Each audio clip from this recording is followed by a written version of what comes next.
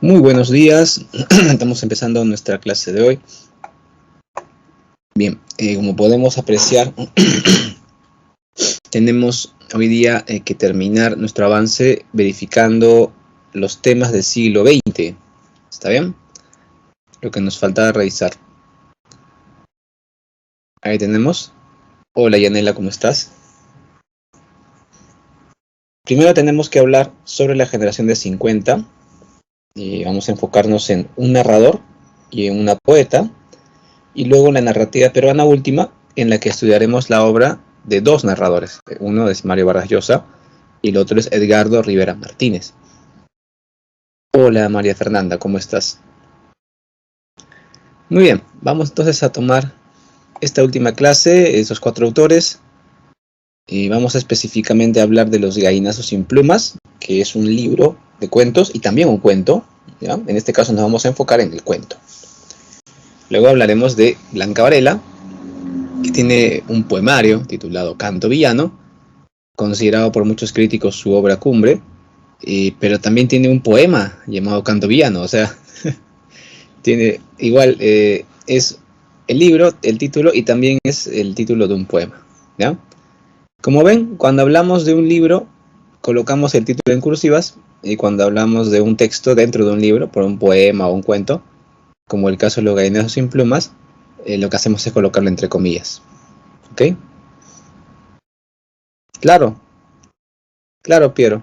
Pero recuerda que la palabra del mudo es una compilación. Entonces compila libros de cuentos que anteriormente Rivera había publicado.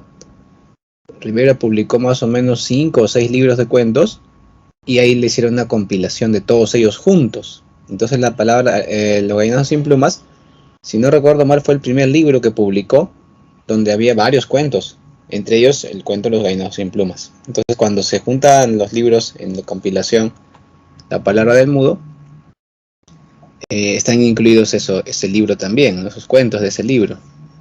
Inclusive luego de que publicó La palabra del mudo, porque eso fue en los 70s, Rivero publicó más libros y que luego en ediciones posteriores de La palabra del mudo también han sido abarcados. Entonces si tú te consigues una edición de La palabra del mudo de los 70s, no está completa, faltan los libros y mejor cómprate una edición de los años 90, donde ya están compilados todos los libros de Ribeiro, ¿no? Los que publicó inclusive después. Suena complicado, pero en realidad es simple cuestión de matemática, teoría de conjuntos y análisis de la cronología, ¿no? ¿Está bien? Aparte, recuerda que la compilación, La palabra del mudo, se publicó varias veces, ¿no? En las últimas ediciones se va más abarcativa, abarca más libros que se habían publicado ya en los 80 y 90. Normalmente La palabra del mudo la encuentras en 4 tomos, aunque hay ediciones que están en 2 tomos. Ya te imaginarás, bien gruesitos. Claro, pero abarca también los libros, ¿no? Los libros que publicó después. Inclusive abarca todos. Como tú dices, los libros los cuentos que publicó primero sueltos en revistas y diarios, y luego los que están en libros también. Muy bien, luego en lo que es la narrativa peruana última, nos toca hablar sobre la novela Conversación en la Catedral, una de las novelas mayores de Vargas Llosa. Y en el caso del cuento contemporáneo, hablaremos de un ilustre sanmarquino, Edgardo Rivera Martínez, y uno de sus cuentos más famosos, Ángel de Ocongate.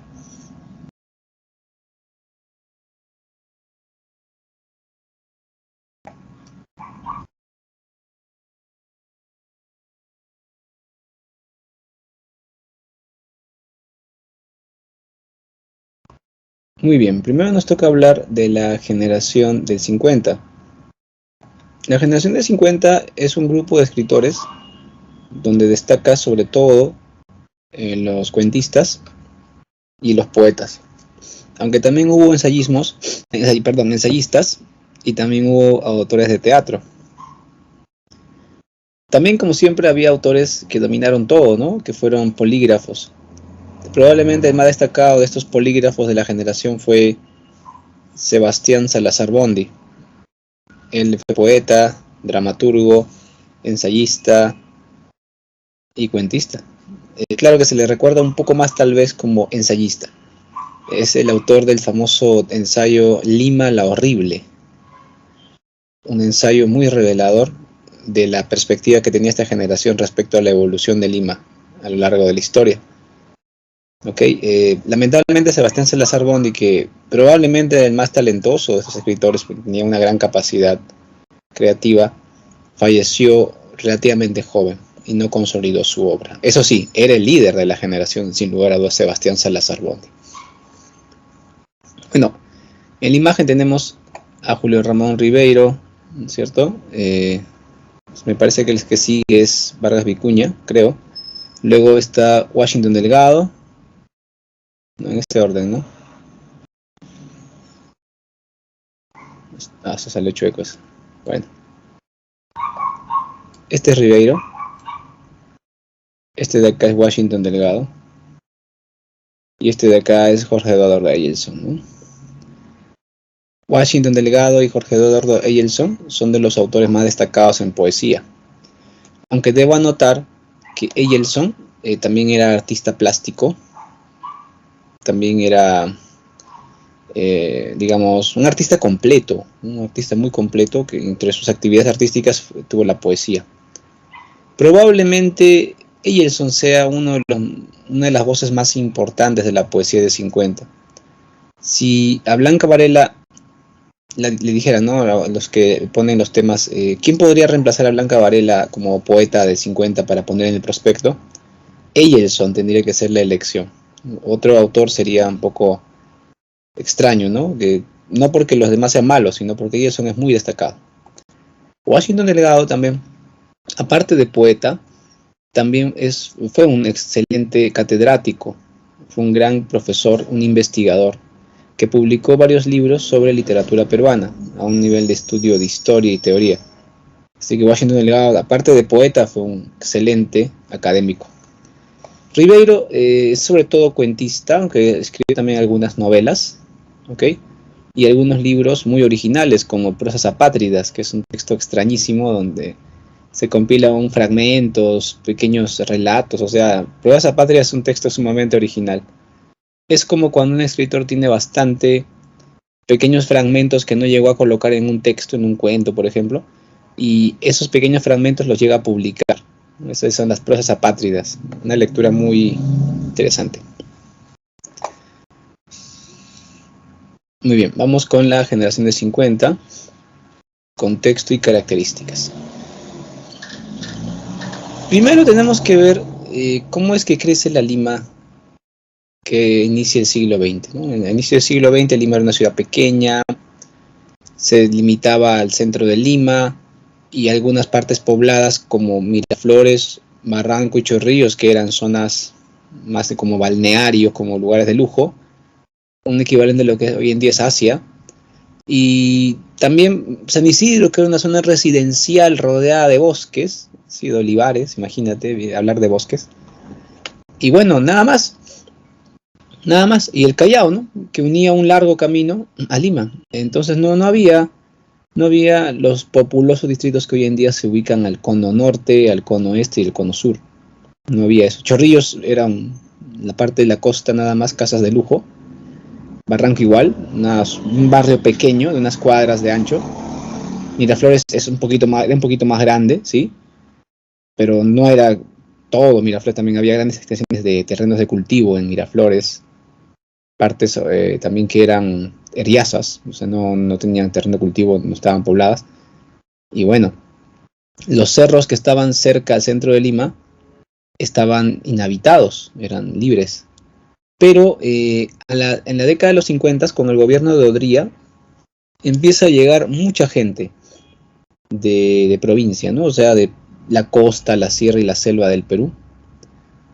Y empiezan a poblar. Primero, todo lo que es cerca del centro de Lima, los cerros circundantes fueron rápidamente invadidos y se empezó a construir en ellos, ¿no? Tenemos ahí el Cerro El Pino, el Cerro San Cosme, que se han convertido en lugares emblemáticos. Luego se empiezan a fundar barriadas, ¿no? La barriada, bueno, lo que la gente que vive en los cerros forma barriadas, ¿no? La barriada es una zona donde se ha invadido, se ha lotizado al margen de la ley y se ha empezado a vivir de manera precaria. Prácticamente el distrito de San Martín de Porres surge a partir de una gran barriada que se extiende por esta famosa avenida Perú. Gran parte de Los Olivos también, algunas partes de Lurigancho, Breña también empieza así, más o menos, a expandirse con la barriada. Después en el sur, Chorrillos, rápidamente alrededor del núcleo urbano que había. Miraflores misma, algunas zonas son invadidas, ¿no es cierto? Y aparecen barriadas. También estamos hablando de la zona de Santa Anita, Atevitarte, o sea, la parte más cerca del puente Santa Anita. Toda esta parte también muchas veces fue también barriada. Y en otras ocasiones había una venta del terreno de cultivo hacia una empresa urbanizadora, ¿no? Para que así la gente ya no puede invadir, sino que hay una empresa encargada de lotizar y vender terrenos. Eso ocurrió en muchas partes de Lima, ¿no? Por ejemplo, tengo entendido que eso pasó en Mangomarca, en Zárate. Bueno, en Mangomarca sí, en Zárate creo que no mucho, ahí hubo más invasión. O también algunas partes de Los Olivos, algunas partes de, también en San Juan de Miraflores. Bueno, yo vivo en San Juan de Miraflores, aquí en mi distrito sí hubo invasión, pero más que todo en las zonas más periféricas, ¿no? Como la parte de los cerros, ahí hubo más invasión, pero en las partes más planas sí hubo urbanización. Que San Juan de Miraflores era un terreno baldío, ¿no? Un terreno yermo. En Villa María del Triunfo no estoy seguro, la verdad no conozco tanto la historia de Villa María, ¿ya? Y lo que sé que Villa Salvador era un arenal, ¿no? Y también se empezó a lotizar a partir de un poco de urbanización, un poco de barriada, ¿no? A ver, Julia Melissa me dice, yo vivía en Mangomarca. Sí, yo tengo entendido que Mangomarca era una hacienda y que fue lotizada. O sea, hubo un poblamiento más o menos ordenado. Eso tengo entendido, ¿no? Yo conozco Mangomarca, una vez estuve por ahí y lo vi relativamente ordenado, ¿no? Cuando tú ves postes en medio de la pista, calles tan angostas que las casas parece que están tocándose en la parte de arriba, eso fue invasión. Eso fue invasión, ¿no? Eso fue barriada, de hecho, de ley. He encontrado así por Surco, he encontrado así por Los Olivos, ¿no? Estas callecitas angostitas que apenas entra un auto y que ponen el poste en el medio de la pista. Ya, esa fue invasión, casi de ley, ¿no? Y no hay parques. No hay parques porque no hubo una planificación urbana, ¿no? Te das cuenta, ahí te das cuenta que fue invasión. Bueno, entonces, o barriada, ¿no? Esto genera una gran atención de parte de los narradores de 50. Esta nueva realidad, ¿no es cierto?, genera una gran atención de los narradores, de los jóvenes que escribían en ese tiempo. Varios de ellos fueron provincianos, otros eran limeños, ¿no? Entre los limeños debemos destacar, voy a escribir sus nombres aquí ya, tenemos que destacar a Julio Ramón Ribeiro, que fue miraflorino. Él vio cómo cambiaba la ciudad desde que era un niño él hasta que era un joven, cómo cambiaba tanto la ciudad. Él era miraflorino, repito. También está Luis Loaiza, que también era miraflorino. Ambos, tanto Julio Ramón Ribeiro como Luis Loaiza, te exponen más o menos también, aparte de la vida en barriada, sobre todo Ribeiro, ¿no?, que de ser un hombre de clase media, miraflorino, también te describe cómo vivía la gente de la barriada, ¿no?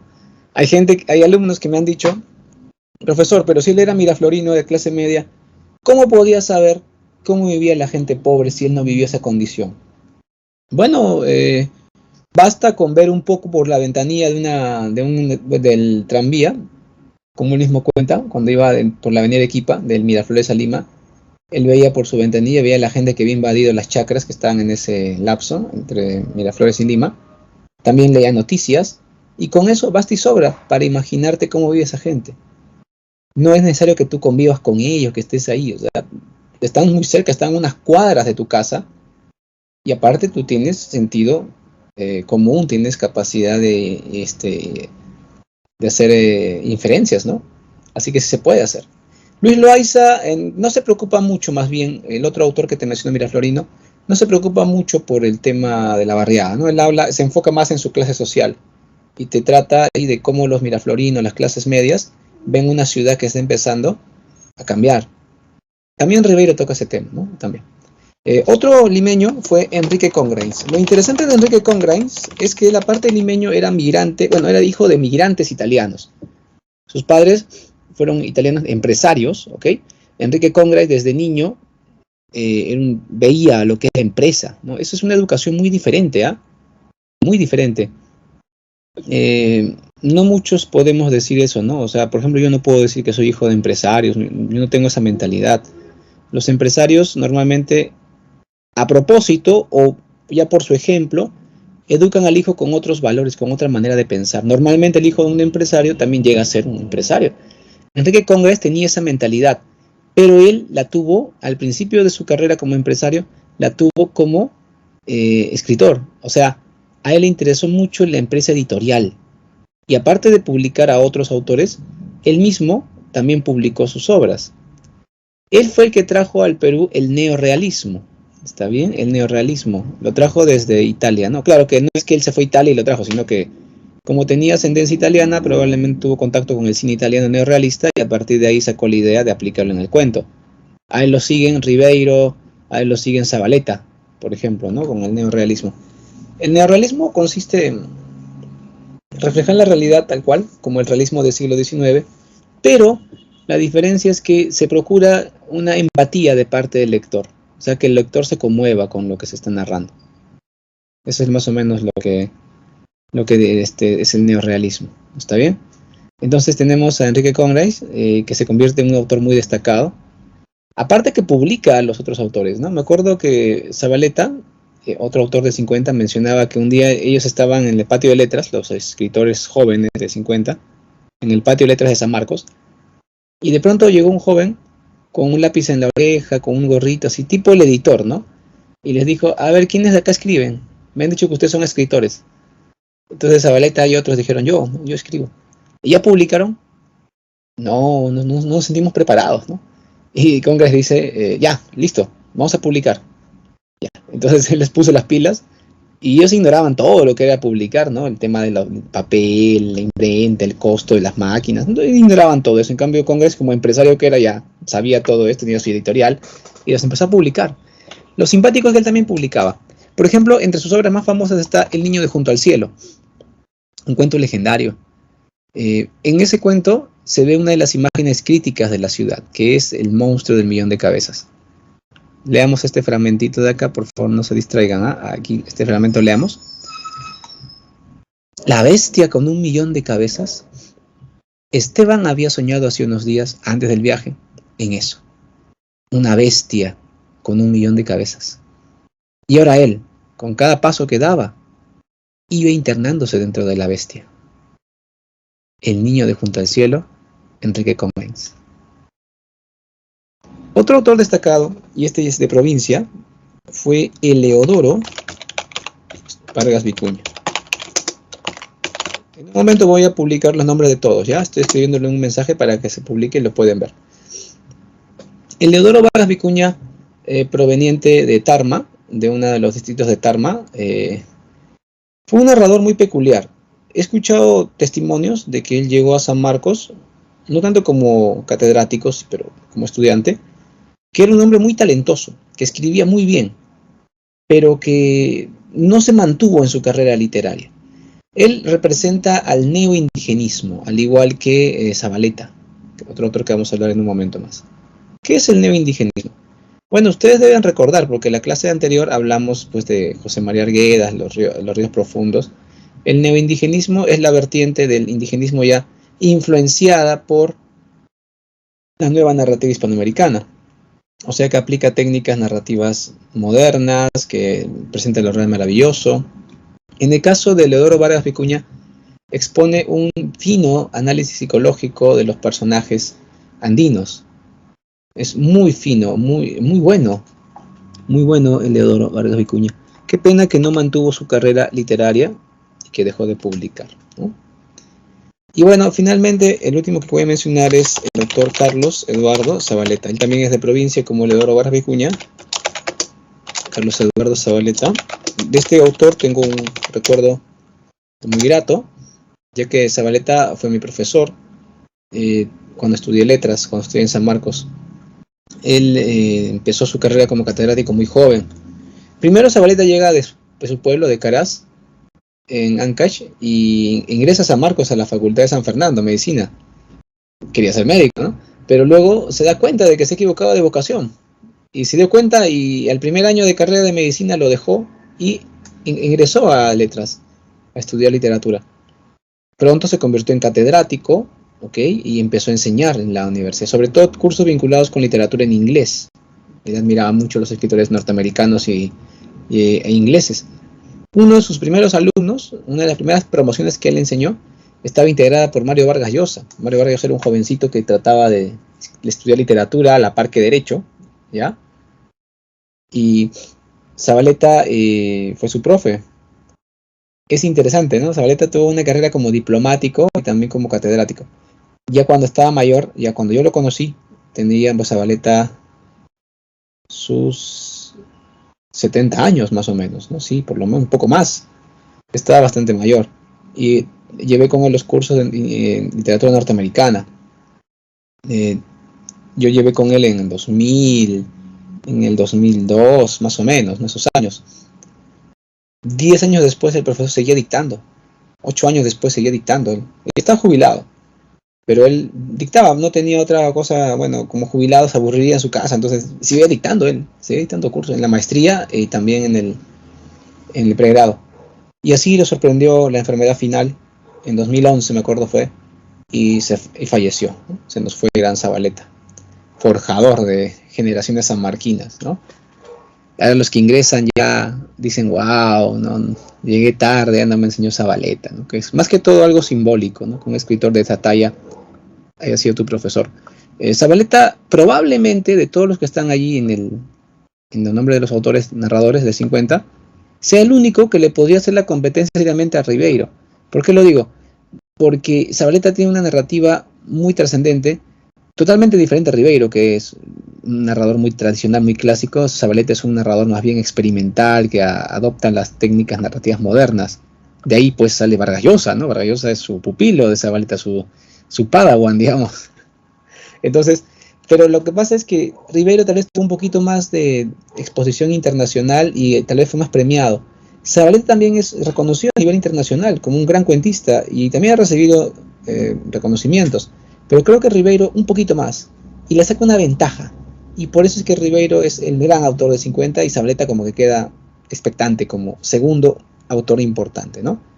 Ambos mantuvieron una carrera literaria toda su vida. En cambio, Luis Loaiza publicó muy pocos libros. No fue un autor muy prolífico. Tom Grimes se mantuvo en la cresta de la ola durante unos años, pero luego dejó de publicar y se dedicó a otras cosas, a otro tipo de empresa editorial, ¿ya? Vinculado con la educación, vinculado con la autoayuda, porque él vio que estaba el dinero, ¿no? Pero repito, a nivel latinoamericano, ¿eh? Tom Grimes fue un hombre vinculado con la editorial a nivel latinoamericano, no peruano nada más. Y Eleodoro ya te dije que fue muy irregular, que publicó muy buenos textos, pero de ahí dejó de publicar. Entonces, Zabaleta es el único que mantuvo una carrera toda su vida, igual que Ribeiro, y por eso también, por su gran calidad, es uno de los grandes de 50. Bien, vamos ahora sí, alumnos, bueno, de lo fantástico, algunos chicos van a preguntarme, ¿no, profe, lo fantástico? Lo fantástico es muy poco, alumnos, muy poco. Algunos cuentos de Ribeiro, casi de muestrita, y sobre todo un libro de cuentos chiquito, bien flaquito, con cuentos cortitos, de Luis Loaiza, titulado El Avaro. El Avaro, que es un libro muy peculiar, parecen cuentos borgianos, ¿no? Son unos 8 cuentos cortitos de una página, página y media máximo de extensión. Yo tenía un ejemplar de la edición que se hizo del Avaro en el año 2000, cuando yo estaba empezando la carrera de literatura. Se hizo un gran congreso de una semana, titulado 50 años de la generación de 50, organizado por la Facultad de Letras de San Marcos. Y ahí obsequiaron, en el evento final, en el último, obsequiaron el librito Lavaro, editado, ¿no? Una edición muy bonita. Y era uno de mis libros favoritos. Esos cuentos son muy bonitos, pero ¿qué pasó? Que no sé, a alguien le presté, o no sé, pero no está en mi casa, ya se ha perdido. Ahí me da mucha pena, ese era uno de mis pequeños tesoros literarios, ¿no? Pero lo perdí, estoy triste. Ojalá que saquen una edición de ese libro. Bueno, y es uno de los pocos textos fantásticos que hay, ¿no? de esta narrativa. Bien, ahora sí, alumnos. Lo que yo quería ver con ustedes es entender un poco mejor cuál es la lima que vieron estos autores del 50 para que les llame tanto la atención. Tal vez ustedes ya no la están viendo porque para ustedes es normal, porque ustedes desde que han nacido han visto Lima como está. No han visto el proceso de urbanización, las invasiones, cuando aparece un cerro un día está tranquilo y al día siguiente aparece lleno de esteras. Eso no lo han visto ustedes porque son muy jóvenes. Yo todavía lo vi un poco. Yo todavía pasé mi niñez en Lima a finales de los 80 y me acuerdo algo de eso, ¿no? Un poco ver qué pasó acá, ¿no? Antes estaba todo tierra y ahora hay esteras, o sea, lotizaban o a veces tomaban, la gente se metía a vivir a la fuerza, ¿no? Vamos a ver un poco esto en una, digamos, actuación que se ha hecho para ambientar El niño de Junto al Cielo de Enrique Congres, este clásico. Probablemente los dos cuentos más famosos de la generación de 50 sean El niño de Junto al Cielo de Congres y Los gallinazos sin plumas de Ribeiro, ¿no? Vamos a ver una dramatización de El niño de Junto al Cielo y también entender un poquito mejor cómo era Lima en ese entonces. La Lima de los 50 en la que llega pues esta masiva migración durante el gobierno de Odría. Vamos a ello.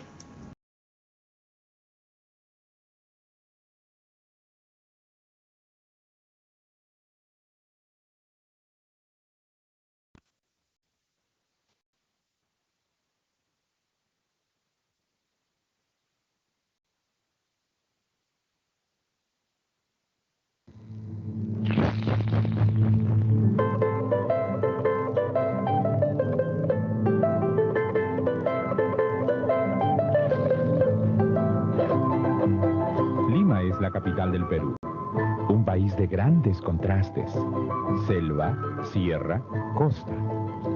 Esteban, como tantos otros niños de la sierra, soñaba con conocer la capital. Eso es Lima. Lima. Lima. La palabra le sonaba a hueco. Recordó. Su tío le había dicho que Lima era una ciudad grande, tan grande que en ella vivían millones de personas. La bestia con millones de cabezas.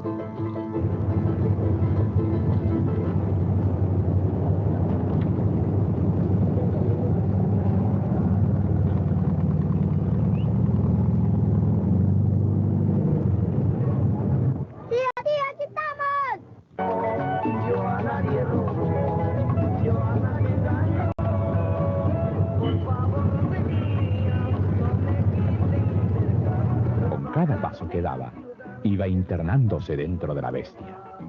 Miró la ciudad, edificios de muchos pisos, los autos, la infinidad de gentes, algunas como él, otras no como él.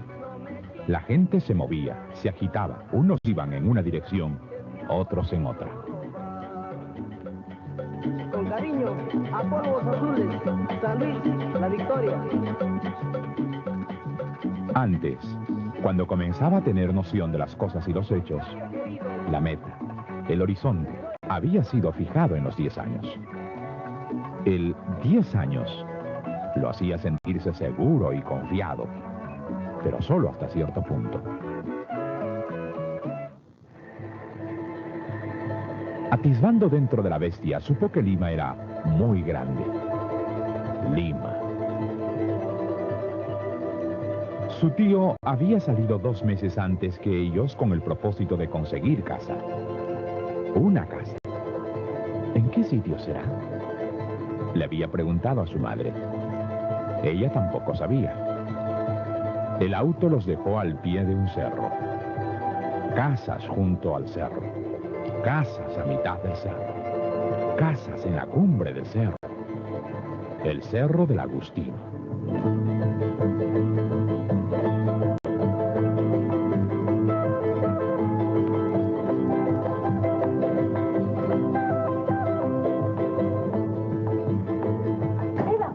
¿Qué barrio será ese donde nos trajo mi tío?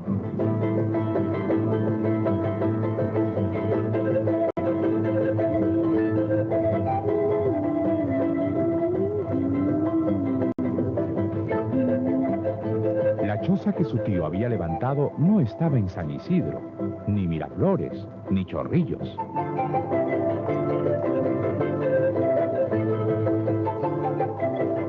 Habían subido, y una vez arriba, Esteban contempló a la bestia de los millones de cabezas. La cosa Se extendía y desparramaba cubriendo la tierra de casas, calles, techos, edificios, más allá de lo que su vista podía alcanzar.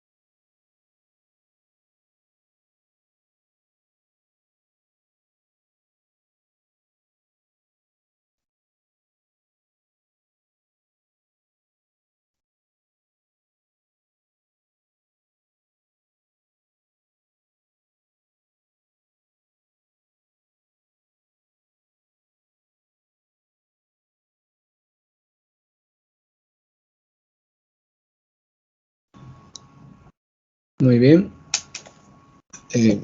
Bueno, se había cerrado esta ventana, recién la he podido abrir. ¿Vieron el video, jóvenes, completo o se ha cortado? No me quedó claro. Se supone que llegamos hasta que el niño estaba ya en la cumbre del Cerro Poblado y que decía que veía todo Lima desde ahí. ¿Hasta eso llegamos o se cortó antes? No me queda claro porque estuvo acá medio que parpadeó mi computadora.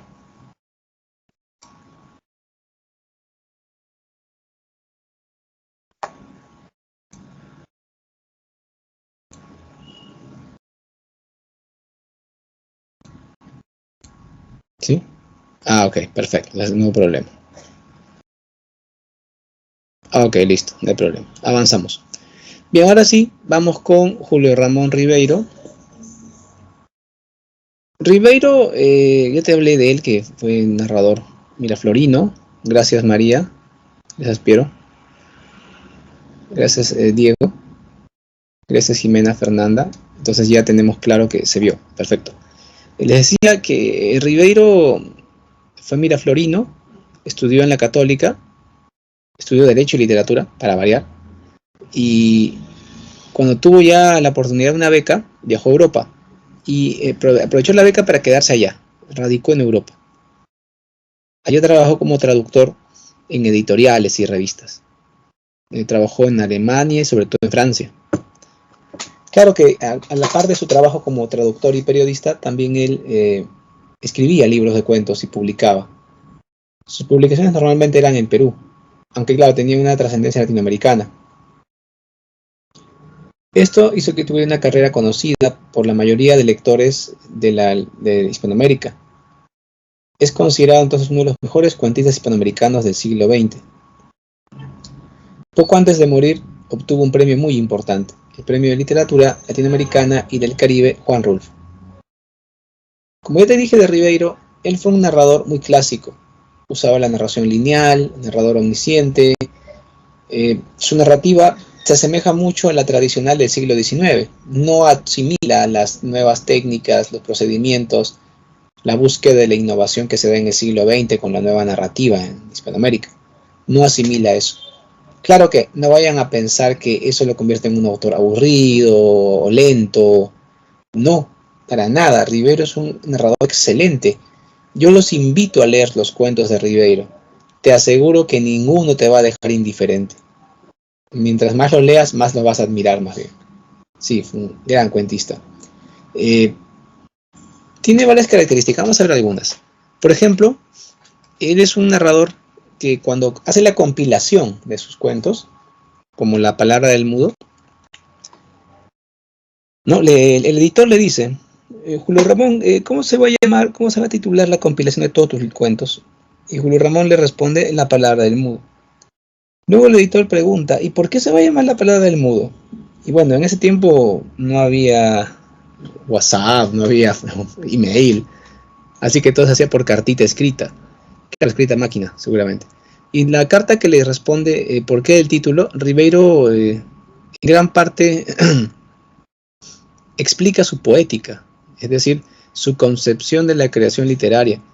Él dice que le va a llamar la palabra del mudo a su libro compilatorio porque él le da la voz a los olvidados, a los marginales de la sociedad. Por ese motivo les va a llamar la palabra del mudo. ¿Está bien? El título expresa a los que no tienen voz, a los marginales, a los olvidados. Justamente, ¿no? Esos personajes que los demás no le hacen caso, los demás no escuchan, él le da la voz a sus personajes, que justamente también, aparte de ser marginales, dentro de su cuento fracasan y son personajes frustrados. Siempre ocurre eso en los cuentos de Ribeiro, sus personajes fracasan, son personajes marginados que terminan fracasando.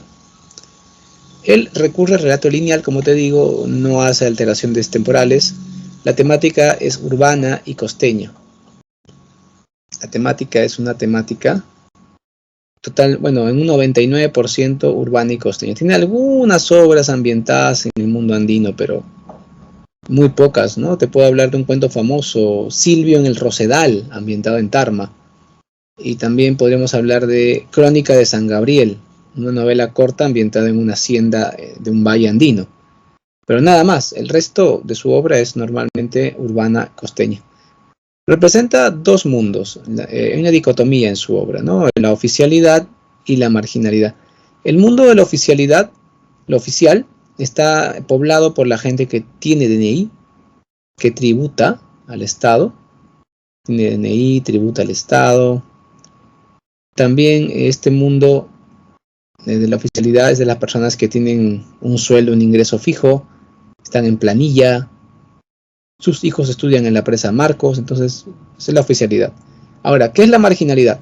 La marginalidad es el mundo de todos aquellos que no tienen DNI, que no tributan, que no tienen estabilidad económica, que no están en planilla, que no existen para el Estado y que viven realizando actividades peligrosas o al margen de la ley. ¿Ok? Entonces, el personaje de los Gallinas sin Plumas, por ejemplo, son típicos marginales porque han invadido un corralón, una chacra en Miraflores y con un grupo de personas han organizado una barriada. Viven buscando en la basura alimentar un cerdo, lo alimentan con desperdicios, ¿ok? Entonces, esta vida que tienen ellos es una vida pues marginal. La actitud del narrador de Ribeiro siempre es escéptica. El narrador es la voz que te cuenta la historia, ¿no? En relación al entorno social. Siempre es un narrador descreído, desesperanzado, que no cree en un futuro mejor.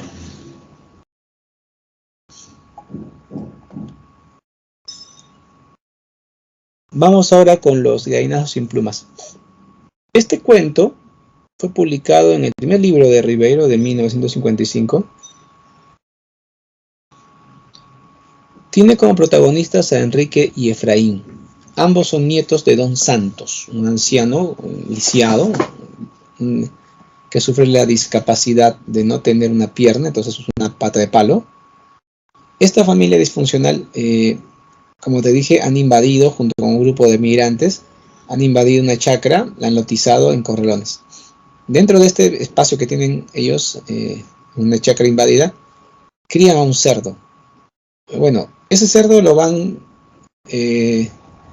crían hasta que está bien gordo, lo venden a un camalero, a un carnicero para que haga chicharrón, bueno, para que lo mate y haga venta de carne. Y vuelven a comprar un lechón, lo crían, lo engordan, cuando está grande, lo venden y otra vez compran un lechón. Y cada vez que hacen esta operación queda un margen de ganancia para que ahorren.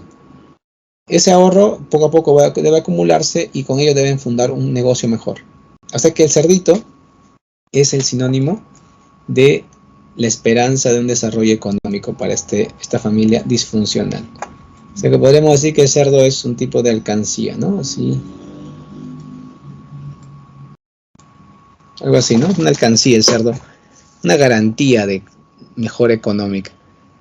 El problema para los niños es que tienen que ir a la avenida Pardo a conseguir la comida del cerdo, ¿no? La avenida Pardo en ese tiempo era una avenida muy residencial, con mansiones, y las empleadas domésticas y los de la baja policía, los que recogen la basura, son los enemigos de los niños, porque ellos, las mujeres, las empleadas del hogar, son del mundo oficial, ¿ah?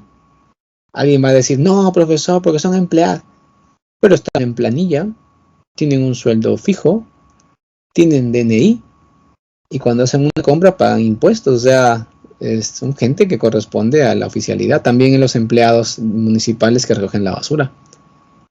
¿Ok? Entonces ellos representan a la oficialidad que se enfrenta, ¿no? Porque los niños, para las empleadas, para evitar que ensucien su vereda y ya tengan que estar trapeando, barriendo, prefieren vigilar su bote de basura para que los niños no los revisen, no lo derramen para buscar la comida. Y la baja policía, para hacer rápido su trabajo, le conviene recoger en un cubo y no tener que recoger de la vereda la basura. Así que también para ahorrarse trabajo, también pasan temprano para evitar que los niños puedan coger los cubos. Los cubos se recogen muy temprano por la mañana. Los niños tienen que aprovechar ese lapso desde que las empleadas dejan el cubo en la vereda hasta que viene la baja policía. Tienen un lapso breve, y si alguien los interrumpe o adelantan algo o las empleadas se quedan con su escoba vigilando, ellos no van a poder sacar la basura y no van a poder alimentar a Pascual. Eso ocurrió varias veces y el abuelo está furioso. El abuelo está furioso. Así que los obliga a ir hasta el muladar. El muladar es un lugar terrible.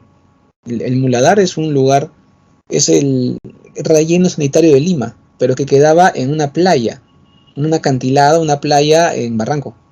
Allí todos los camiones de basura de Lima botaban la basura. Imagínate qué lugar tan atroz, que estaba en la playa y una playa contaminadísima, llena de basura. Ese es el muladar. Hasta ahí tienen que ir los niños a conseguir comida para el cerdo. Es muy peligroso, tienen que bajar un acantilado. Ahí en ese lugar hay infecciones por doquier. Hay perros y gallinazos como hormigas, ¿ok? Moscas, imagínate qué lugar tan nauseabundo. Cada paso que dan se hunden en podredumbre. Niños que van descalzos, mal vestidos, mal alimentados, ¿ok? Así, Valentino, no les recomiendo para nada ver la versión cinematográfica, porque aparte que tiene otro título, ¿no? Caídos del cielo, creo que se llama. Es una versión muy diferente a la de Rivero. No les ayuda en nada a ustedes a estudiar, así que ni lo vean, nada. Evítenlo más bien, porque se van a confundir, se van a marear. ¿Está bien? Gracias, Valentino, por hacerme recordar esa advertencia. Entonces, los niños son obligados a ir hasta el muladar, porque ahí la comida del cerdo es como un supermercado de la basura. Pero en esas correrías, Efraín se hace una herida en el dedo gordo del pie con un vidrio en el muladar. Es una herida muy peligrosa, se puede infectar. Cuando el viejo ve la herida, dice que se lave con el agua de la sequía y que se envuelva con un trapo seco. Eso hizo el niño y la herida se empezó a infectar. Fiebre. Enrique va solito hasta el muladar. Un día volvió acompañado. Me acompañó un perrito chusquito. El abuelo no quería el perro, lo quería botar, diciendo una boca más en el corralón. Pero Enrique dijo: abuelito, yo le voy a dar de mi plato, no lo botes. Tiene olfato fino para la basura. Entonces, bueno, algo fino tiene el perro, ¿no? Su olfato. Entonces el abuelo se quedó callado y se fue a dar de comer a Pascual. Ese fue su... Sí, está bien que se quede. Le llamaron Pedro al perro, el perro Pedro. Luego de esto, Enrique se enfermó. Tuvo una fuerte tos, una ira, es decir, una infección respiratoria aguda. ¿Ok? Y bueno, no pudo levantarse de la cama, tenía fiebre muy alta. El abuelo se molesta con ellos y empieza a pegarles con su vara diciendo: inútiles, amarros, buenos para nada, holgazanes, por una fiebre ya están en cama, no pueden, qué vergüenza. Y el viejo molesto se va a traerle comida en la avenida Pardo, pero fracasó rotundamente. Su pierna de palo no se adaptaba al duro asfalto, las empleadas domésticas se burlaron en su cara, los de la baja policía pasaron y se reían, el viejo no les podía ganar porque era menos veloz que un camión, y así le ganaron y quedó en ridículo y adolorido. Allí empezaron días terribles, porque el cerdo dejó de ser lo que tú ves ahí, un cerdito gordito y bien alimentado, y se empezó a convertir en un monstruo. Está bien, que no, como no comía, gruñía de hambre y de noche rugía como un león. Se empezó a convertir en un monstruo terrible. Sufrió una transformación el cerdo. De noche, de hambre, ya enloquecía de hambre y ya no gruñía, ya rugía como león. La gente se quejaba, otros corralones: tu chancho hace mucha bulla. Un día el abuelo, harto de esta situación, empezó como loco a pegar a los niños con su vara diciendo: inútiles, zamarros, buenos para nada y gallinazos sin plumas. Se levanta Enrique: no le pegues a mi hermano, yo voy a traer la comida del cerdo. Pedro quiso acompañarle hasta el muladar, pero Enrique le dijo que se quede cuidando a Efraín. Enrique se va hasta el muladar. Está muy débil, muy delgado, pareció un gallinazo más saltando entre la basura. Vuelve al muladar y cuando vuelve al corralón, y cuando llega al corralón siente una atmósfera extraña. Él siente: algo ha pasado. ¿Qué ha sucedido? Efraín lo llama y le dice: Pedro, Pedro ha mordido al abuelo. ¿Qué más? Luego lo oí aullar. ¿Y qué más? Y luego no oí nada. Entonces Enrique se preocupa mucho. Sale y ve al abuelo mirando hacia el chiquero. ¿Qué cosa mira el viejo? El niño se asoma y lo que vio lo horrorizó. Solamente quedaban las patas traseras y la cola del perro. El resto ya había sido devorado por Pascual. El niño empezó a pegarle a su abuelo con sus puños, que parecía más un masaje, ¿no?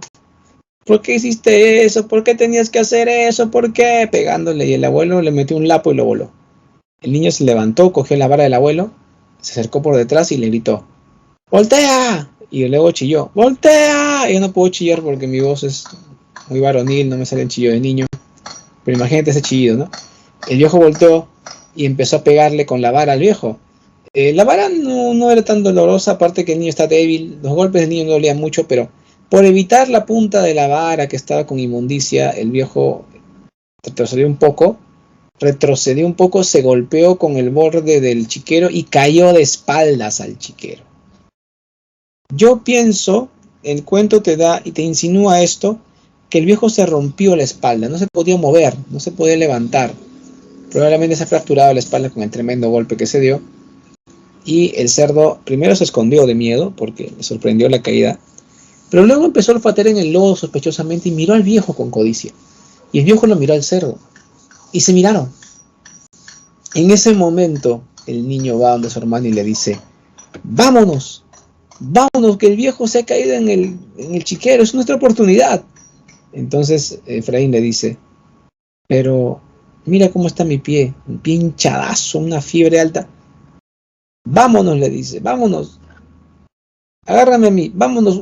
Y unidos con una persona se alejan del corralón, abren la puerta del corralón. Ante ellos se abría la ciudad de Lima como una inmensa mandíbula. Detrás de ellos, en el corralón, se escuchaba el rumor de una batalla. Así termina este cuento. Claro, hay gente que dice: sí, que el cerdo se devoró al abuelo. Claro, da a entender eso el final, pero no lo dice explícitamente Ribeiro. No pone ahí: el cerdo se acercó al abuelo, le chupó el ojo, se comió la oreja, le mordió la nariz porque quería comerse. O sea, no dice eso. Simplemente indica: en el corralón se escuchaba el rumor de una batalla. Porque el abuelo está devorando. Exacto, es muy probable, casi un 99.99% seguro que se lo comió al abuelo. Porque ese cerdo está de hambre, ya probó carne, y el abuelo está inmóvil, no puede moverse. Sí. Pero el Ribeiro es muy fino, no te va a poner eso, no te va a poner: el chancho empezó a devorar al viejo. No, te lo da a entender. Muy bien. Veamos ahora los temas, ¿no? El tema principal, ya, es la explotación de seres indefensos para alcanzar el progreso. El comentario. A ver. Diego dice que se recuerda a Hannibal. Cerdo Hannibal. A ver, el cerdo simboliza el desarrollo socioeconómico de una familia, ¿no? Cuando al principio representa la esperanza del ahorro. Pero también representa la urbe que sacrifica y oprime a los marginales, ¿no? Eso es lo que representa también el cerdo. El tema del fracaso se muestra mediante la cancelación de las esperanzas de los personajes. El tema del fracaso se muestra mediante la cancelación de las esperanzas de los personajes. Siempre ocurre eso con los personajes de Rivero, como te dije. Siempre fracasos marginales que fracasan. Muy bien, ¿alguna pregunta de este punto sobre la narrativa de 50, sobre Ribeiro o su cuento Los Gainados sin Plumas?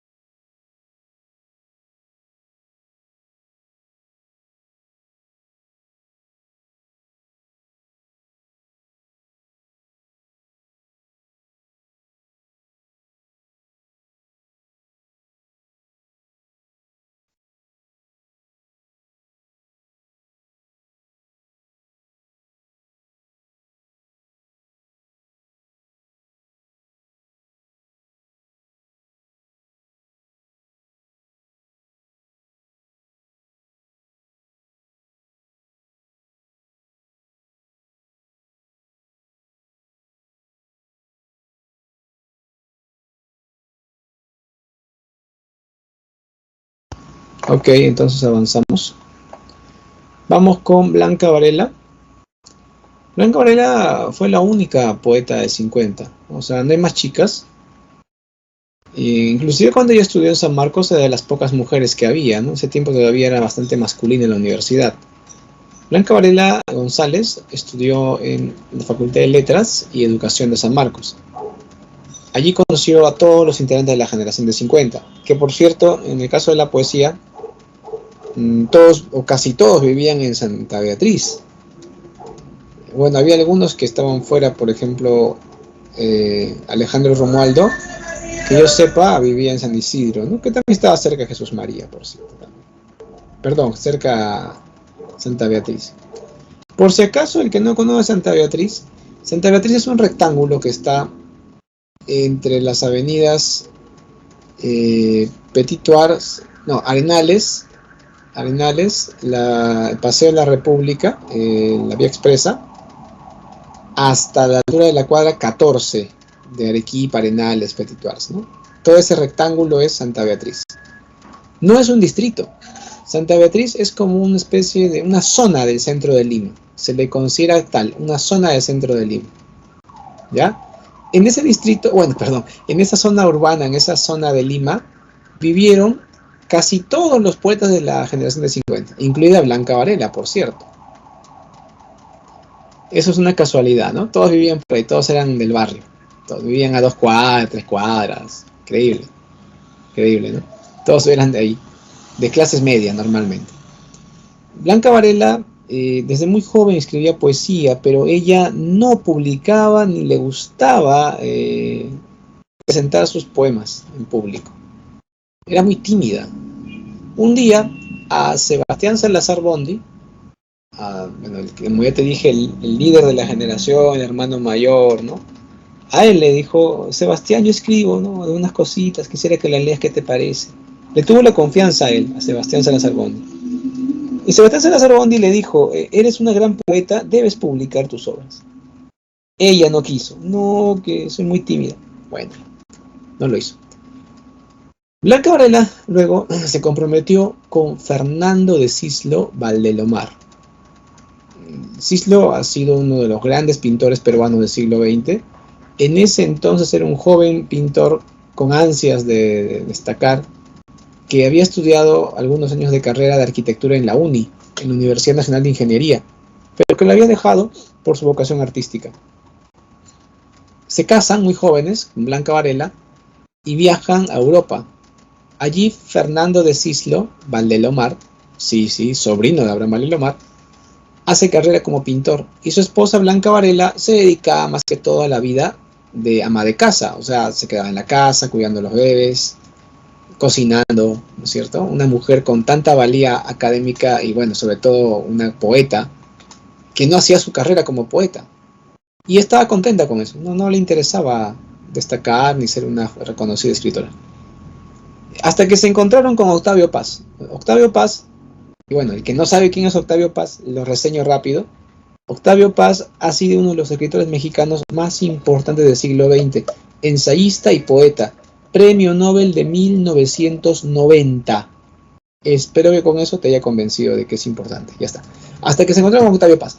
Octavio Paz conoció a la pareja y se interesó por la poesía de Blanca Varela. Y él le dijo, señor Paz, yo escribo estas cosas, no sé.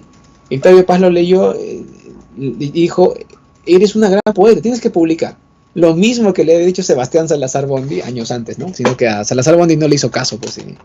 A Octavio Paz tampoco le iba a hacer caso, ¿eh? No, señor Octavio, que a mí no me gustan esas cosas, ellas son tímidas.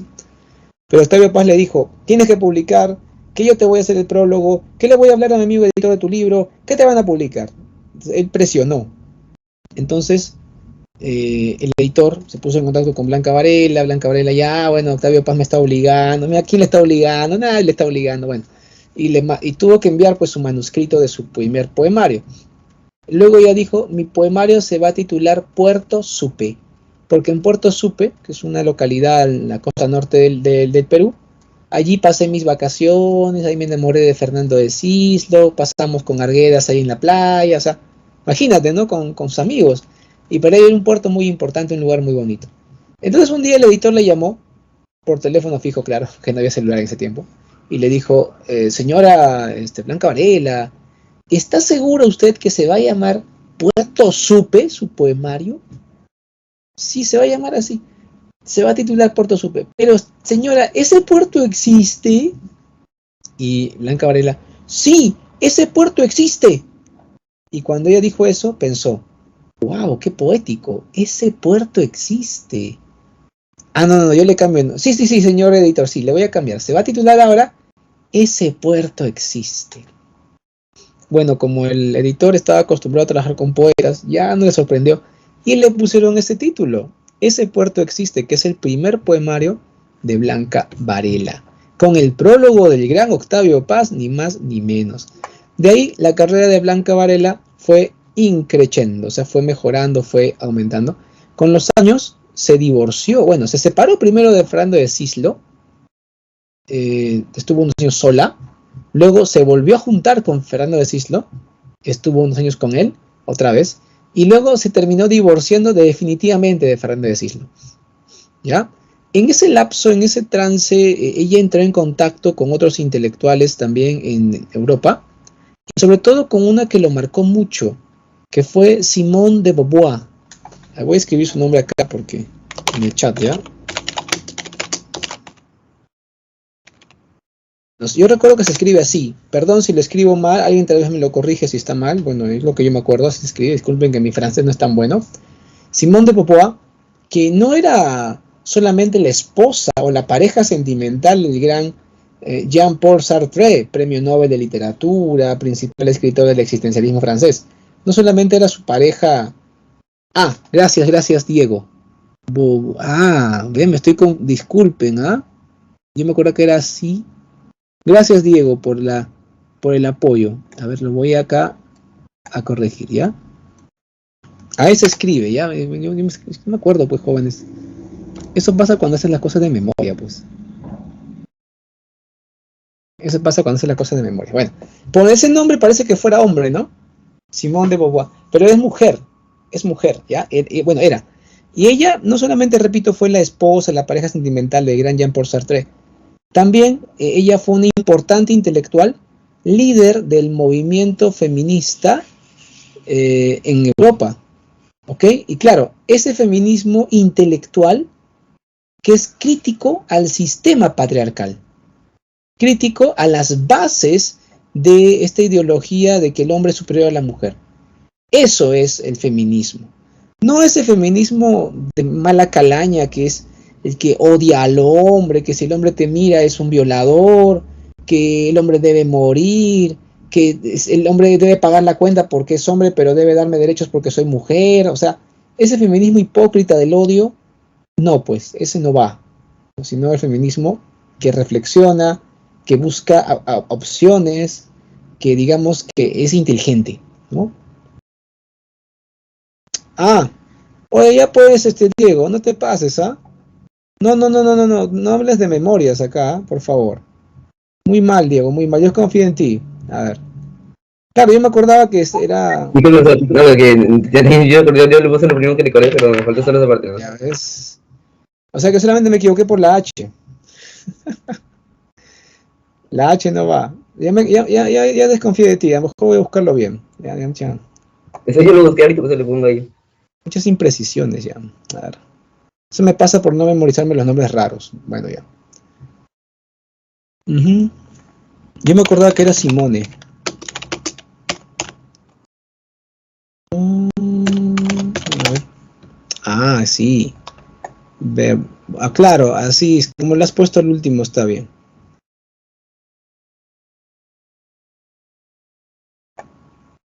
Simone, ¿no? No es Simone, es Simón.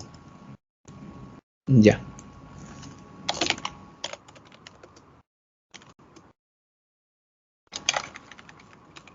Ya está. Ya, ahí está. Ese sería el nombre correcto. Ya disculpen alumnos que tanto el compañero como yo hemos fallado por guiarnos de la memoria, ¿no? Pero en realidad el nombre es así, Simone de Beauvoir. Aunque claro, dice Beauvoir y se pronuncia Beauvoir. En eso sí no me equivoco porque yo le escuché pronunciar a muchas personas. Así que sí, Simone de Beauvoir. Entonces ella, esta mujer una intelectual, Blanca Varela se hizo amiga de ella, o sea, eran pinkies, o sea, jugaban al dominó, tomaban el té en la tarde en su casa Simone de Beauvoir, llegaba Blanca Varela, hola Simón, hola Blanquita, qué linda, ¿no? Y estaban ahí. Sí, imagínate, o sea, eran pinkies, eran amigas. Y obviamente conversaban también mucho de filosofía, ¿verdad? Y fue una influencia muy importante para Blanca Varela esta amistad con la intelectual, esta prestigiosa intelectual de categoría mundial, Simone de Beauvoir. Esto hizo que ella tenga un enfoque, no solamente, porque al principio sus temas de Blanca Varela eran sobre todo el aspecto del acabamiento corporal, ¿no? Algo que preocupa mucho a la mujer a veces. Yo pienso que la mujer se preocupa más que el hombre de ese tema, del acabamiento corporal, o sea, de que la mujer tiene ese prurito, ¿no? De que su cuerpo empieza a decaer con los años, tienen esa preocupación. En cambio, el hombre a veces es menos preocupado de esos temas, ¿no? Como que dice, el hombre es como el oso, mientras más feo, más hermoso. Algo así, ¿no? Entonces, la mujer no. Claro, y tú vas a decir, profe, pero ¿quiere decir que Blanca Varela escribe con sus miedos, prejuicios de mujer? Exacto. Eso es lo interesante de Blanca Varela. Porque hay muchas mujeres, y yo he encontrado algunos casos, que escriben poesía como si fueran hombres, o sea, con una voz masculina y con una perspectiva masculina. Pero Blanca Varela no. Claro, alguien va a decir, profe, ya sé, seguramente habla de sus problemas femeninos. Sí, pero no lo hace de una manera chabacana. Ella nunca te va a poner un poema, ay, que me vino mi mes, me siento miserable. No, jamás. Nunca te va a poner un poema, que mi enamorado me dejó y estoy llorando. Jamás, ella nunca hace eso. Ella es muy femenina, pero lo hace de una manera extremadamente sutil y elegante. Veamos un poquito sus características. Escepticismo y pesimismo en su poesía. Ella siempre está con la actitud de, miren, así es, no hay esperanzas. Pero al hacer eso está demostrando que hay problemas. De alguna manera denuncia o expone ese sistema patriarcal que domina la cultura occidental. El existencialismo, obviamente, influencia de Simone de Beauvoir. El existencialismo se refiere al hecho, ¿ya? Se refiere al hecho de reflexionar sobre la condición humana. Eso es básicamente el existencialismo. ¿Ok? El lenguaje depurado se refiere a que ella no utiliza muchos adjetivos, no es de escribir versos largos, ella escribe poco, corto, versos cortos y normalmente se basa mucho en el sustantivo. Por eso tiene un lenguaje depurado de ripios, ¿ya? No es como otros poetas que escriben versos largos con un montón de adjetivos, que más floro que... No, ella es muy esencial. Usa el verso libre y también su poesía tiene otra característica importante, que ella no usa las reglas ortográficas, ¿ya? No usa las reglas ortográficas. La mayúscula no la usa, las comas no las usa, por ejemplo. O sea, toda su poesía la escribe en minúsculas y sin signos de puntuación. Evita la confidencia y el melodramatismo. Como te dije, ya no es de eso, pues. Para nada. Y también el silencio expresivo. Ya sé, todos van a estar obsesionados ahora con qué es el silencio expresivo. Se lo van a preguntar al profesor en el multichat. No van a estar convencidos y van a seguir preguntando. Van a averiguar a internet y se van a marear mucho. No se compliquen. Yo les explico de una manera sencilla qué es el silencio expresivo. El silencio expresivo consiste en insinuar, dar a entender, escribir algo y como que la conclusión tú mismo tienes que darte cuenta. Eso es el silencio expresivo. Pero la poesía no está para explicarse, está para leerse. Acá un ejemplito, a ver. Capten las características que acabamos de explicar todas. Este es un poema de su poemario Canto Villano, pues justamente el poema que lleva ese título. Por si acaso está completo, ahí empieza, no es que está a la mitad, profe, parece que está en la mitad, no, ahí empieza, así empieza el poema. Y de pronto la vida, en mi plato de pobre, un magro trozo de celeste cerdo. Aquí en mi plato, observarme, observarte, o matar una mosca sin malicia, aniquilar la luz o hacerla como quien abre los ojos y elige un cielo rebosante en el plato vacío. Rubens, cebollas, lágrimas. Más Rubens, más cebollas, más lágrimas. Tantas historias, negros indigeribles milagros, y la estrella de oriente emparedada, y el hueso del amor tan roído y tan duro, brillando en otro plato. Este hambre propio existe. Es la gana del alma que es el cuerpo. Es la rosa de grasa que envejece. En su cielo de carne. Mea culpa ojo turbio. Mea culpa negro bocado. Mea culpa divina náusea. No hay otro aquí, en este plato vacío, sino yo, devorando mis ojos y los tuyos. ¿Qué me dice acá Diego? Como la narrativa de la generación perdida. ¿A qué te refieres? ¿Qué cosa es como esa narrativa? ¿A qué haces el símil? O sea, usted dijo que daba algo y lo dejaba, o sea, decía una parte y lo que quedaba era inferencia, como la narrativa. O sea, ¿no? Eso de los narradores que usted explicó en esa clase. ¿Te refieres a que hacen participar al lector? Claro, sí, Claro. sí. Como la teoría del iceberg, creo. La teoría del iceberg. Sí, tiene que ver con eso, ¿no? Es una poesía que insinúa bastante.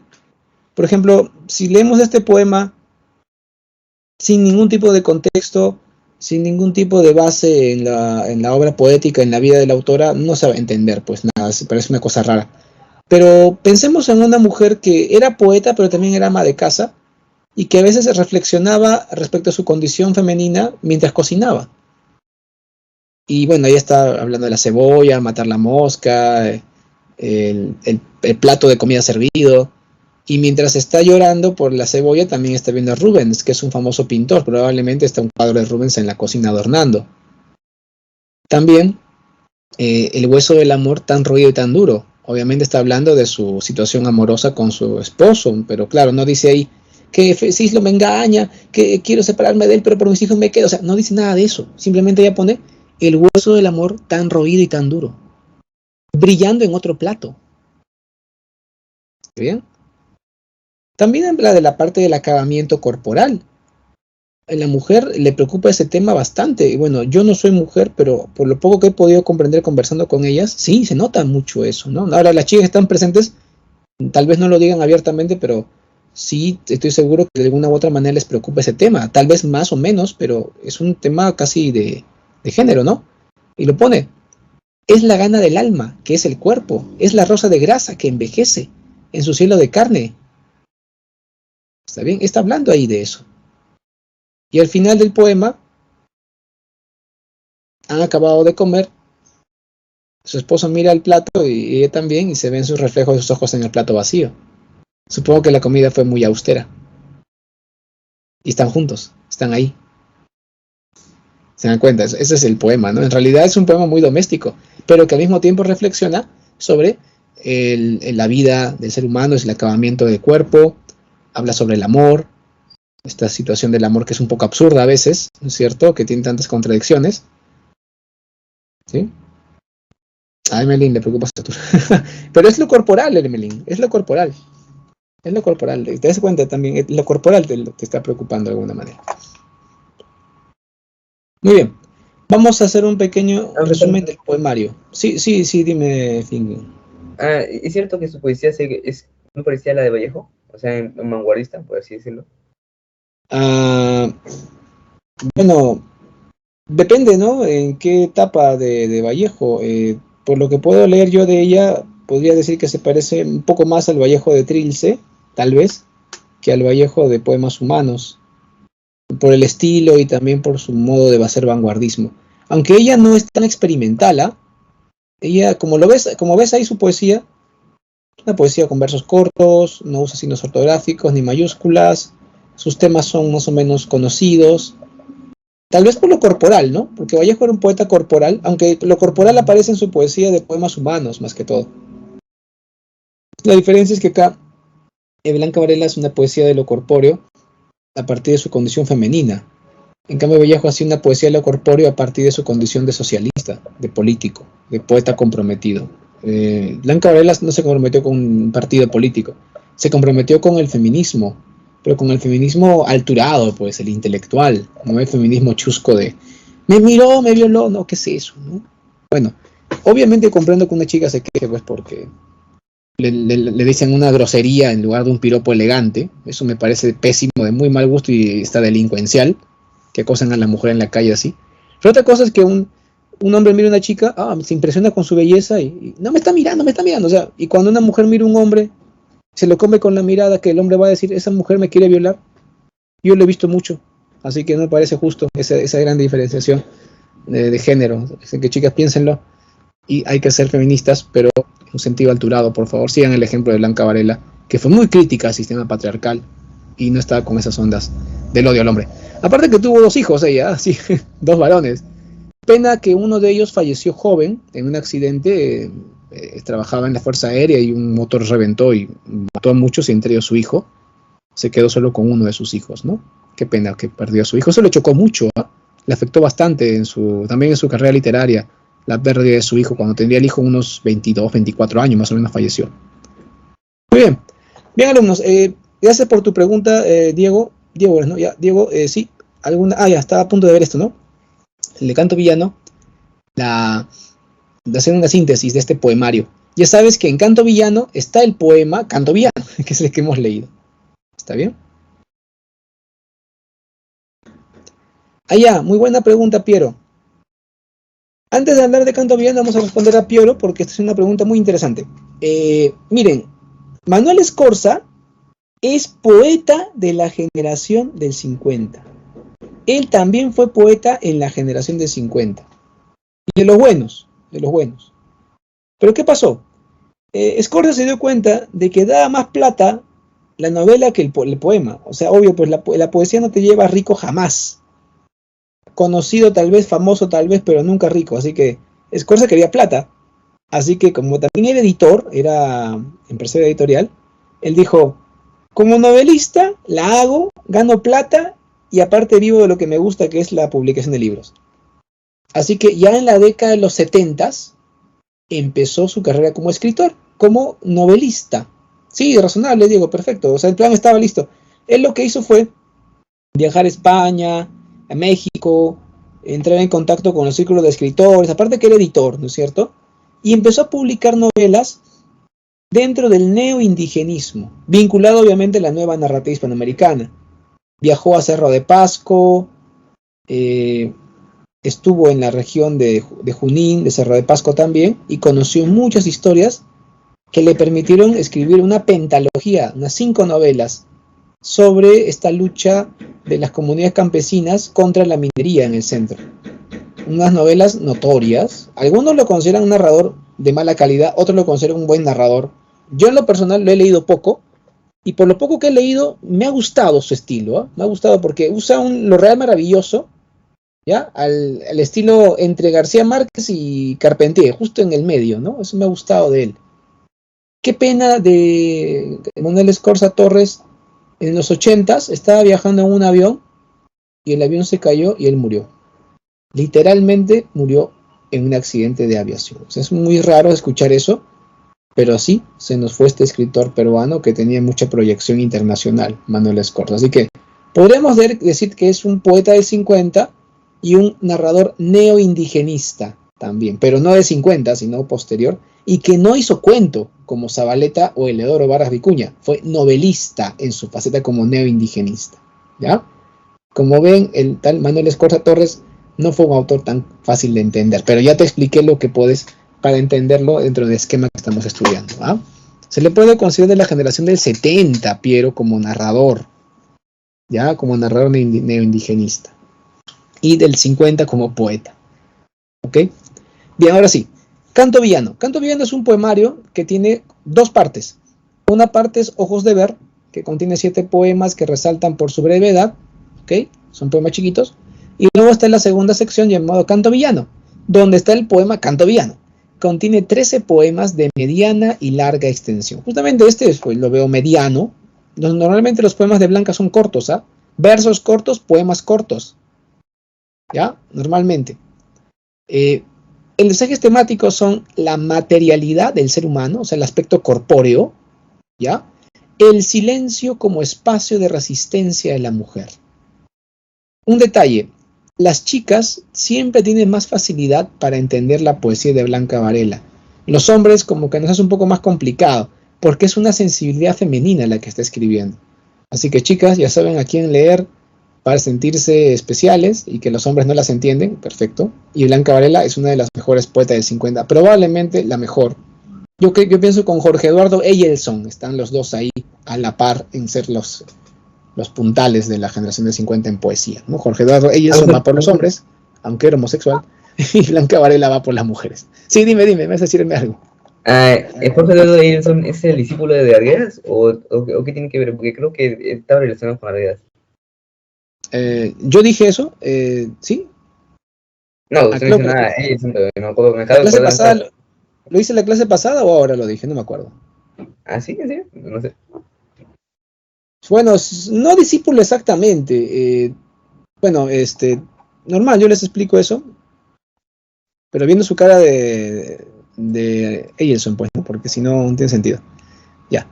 Eduardo Eyelson es el de acá, el que marqué con aspita, ¿ya? Él es Jorge Eduardo Eyelson. No fue discípulo de Arguedas exactamente.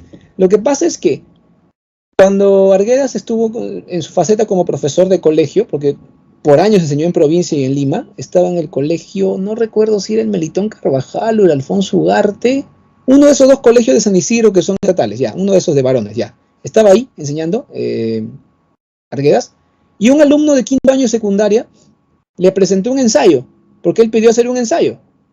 Y Arguedas leyó y dijo, se ha plagiado, porque era un texto excelente, muy bien redactado, muy bueno.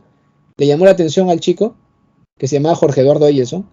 Oye, ¿de quién te has copiado? ¿De quién has plagiado? No, profesor, lo he escrito yo. No, tú no puedes escribir así, eres un jovencito de quinto año, no te creo. Profesor, yo lo he escrito. A ver, vamos a hacer un ejercicio, a ver, siéntate acá y vas a escribir sobre tal tema. Hazme un ensayo, rápido, te doy media hora. Ya, dijo Jorge Eduardo Eyelson, dijo, yo lo hago, ya. ¿Y escribió? Arguedas decía, te voy a descubrir, Chucky. Terminó de escribir el texto, Arguedas leyó, se quedó lelo. Oye, ¿de verdad escribes así? Sí, ya le dije, profesor, yo escribo así. Y no lo podía creer Arguedas. Oye, muchacho, tú eres muy talentoso. Y se quedó, pues, impactado, ¿no, Arguedas? Y ya, bueno, era su alumnito preferido del salón, ¿no? En quinto año. Una vez que terminó quinto año, Eyelson, Arguedas ya lo consideraba su amigo, ¿no? Porque no, este chico, no es mi descubrimiento, yo lo descubrí. Arguedas le decía, ya, Jorge Eduardo, para que empieces a trabajar conmigo, ingresas a Marcos, ya contigo el Perú va a surgir con gente como tú, ¿no? Porque lo veía como un genio, y lo era, era un genio Eyelson. Entonces Eyelson le dijo, no, yo prefiero viajar al extranjero, ¿no? Y se fue a Italia, se fue a Europa, muy jovencito viajó, se radicó allá toda su vida. Y Arguedas le mandaba cartas, Jorge Eduardo, vuelve a Perú, necesitamos gente como tú. Y Eduardo Eyelson le decía, no, yo me voy a quedar acá en Italia, no me interesa regresar al Perú. Y como Arguedas está decepcionado de él, y bueno, ese es el vínculo, no tanto que fue discípulo, ¿no?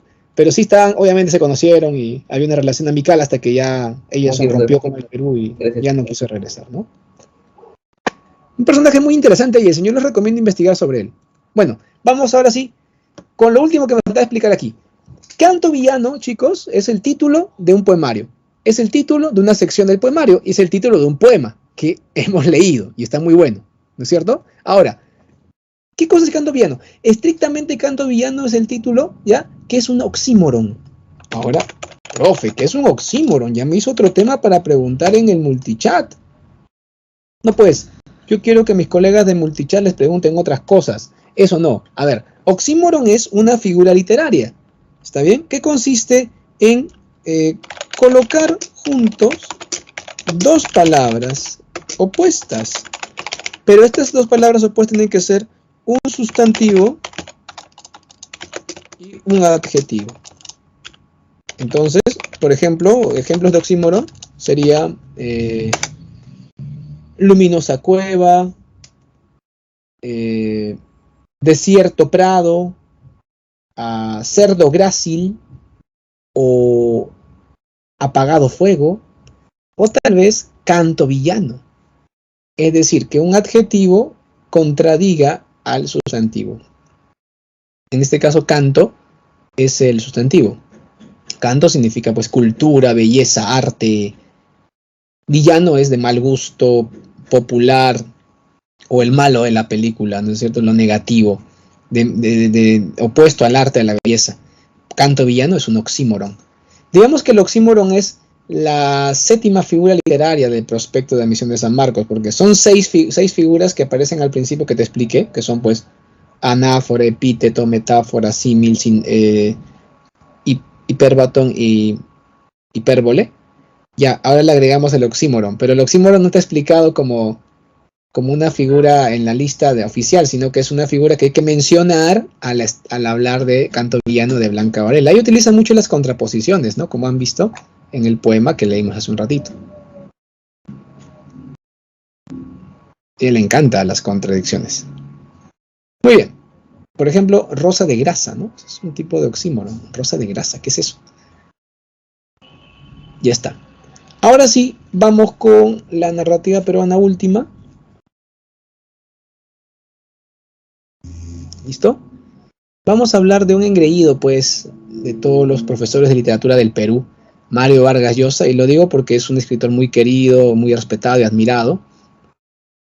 Jorge Pedro Mario Vargas Llosa nació en Arequipa en 1936. Su mamá pertenecía a una familia arequipeña tradicional, una familia muy reconocida, que lamentablemente arruinó su reputación por culpa del papá de Mario Vargas Llosa. O sea, toda una familia arequipeña arruinó su reputación por culpa del papá de uno de sus vástagos, ¿no? De la familia. ¿Cómo así? Lo que pasa es que la mamá, Dora Llosa, muy jovencita, viajó a Lima, venía de visita, tenía 17 años, la chica quería conocer Lima, ¿no? Era de Arequipa, le gustaría ver la capital. Y conoció en ese paseo, en ese viaje de paseo, al papá, a Ernesto Vargas, el papá de Mario. Se enamoraron. Ernesto Vargas, según lo que tenemos referencia, era un tipo alto, buen mozo, de tez clara, ojos claros, o sea, era un galán, ¿no es cierto? La chica se quedó impresionada con él. Luego se casan y viven en Lima, en la casa de Ernesto Vargas, que era por Magdalena.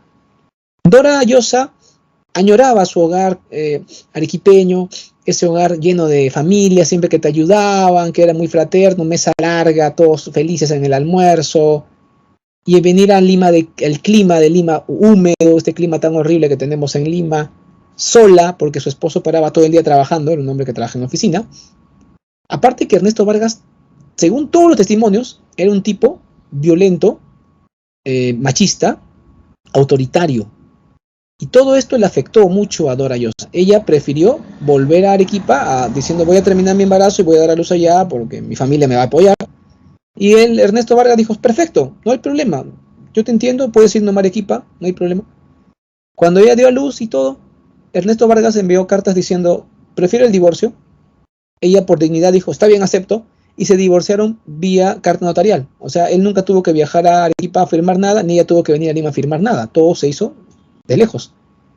Ahora, en Arequipa, nadie les creía ese cuento de que la chica fue a Lima, conoció a un hombre en Lima, se casó en Lima, vivió con él allá, que se embarazó, volvió acá a dar a luz y su esposo se divorciaron. Nadie creía eso, pensaban que era un cuento y que la chica era madre soltera. Eso arruinó su reputación y toda la familia estaba incómoda por eso. Por ese motivo, cuando tenía 2 años nuestro autor, toda la familia Llosa se mudó a Cochabamba, Bolivia. Una ciudad muy parecida a Arequipa en todos los sentidos, muy parecida. El abuelo Pedro, el patriarca, había sido nombrado cónsul en la ciudad de Cochabamba. Entonces, con ese nombramiento, toda la familia se mudó a Cochabamba. Mario Vargas Llosa tiene sus primeros recuerdos de uso de razón en Cochabamba. Lo dice al inicio de su discurso cuando recibió el Nobel. Él dice ahí: aprendí a leer a los 6 años en la clase del hermano Justiniano en el colegio de La Salle de Cochabamba, Bolivia. Eso, y fue lo más importante que me pasó en la vida. Entonces, mira, el primer recuerdo que él tiene importante es aprender a leer en Cochabamba. ¿Está bien? Cuando él tenía ya unos 8 o 9 años, la familia se mudó a Piura. ¿Por qué? ¿Por qué a Piura? Porque el abuelo, el patriarca, había sido nombrado prefecto en la ciudad de Piura. Ahí se mudó toda la familia. Mario siempre fue el engreído, fue el niño mimado de la familia, porque el único niño cuando él nació, él era el único niño de la familia, los demás eran adultos jóvenes. Entonces, siempre fue muy engreído, muy mimado, y eso obviamente afectó a su formación, pero era un chico demasiado, caprichoso, que había crecido sin papá, le habían hecho creer que su papá estaba muerto, y le rezaba todas las noches el retrato de su papá. Pero cuando él tenía 11 años y estaba en Piura, un día su vida cambió para siempre, porque apareció su padre. Y bueno, esa parte ya mejor lo dejo a los expertos. Vamos a ver un fragmento del documental sobre Vargas Llosa, cómo fue su infancia y adolescencia, desde el punto en que conoció a su padre, para entender un poquito mejor tanto la génesis de La ciudad de los perros, como también un poco el contexto bajo el cual luego escribe Conversación en la catedral, que es lo que nos interesa, ¿no?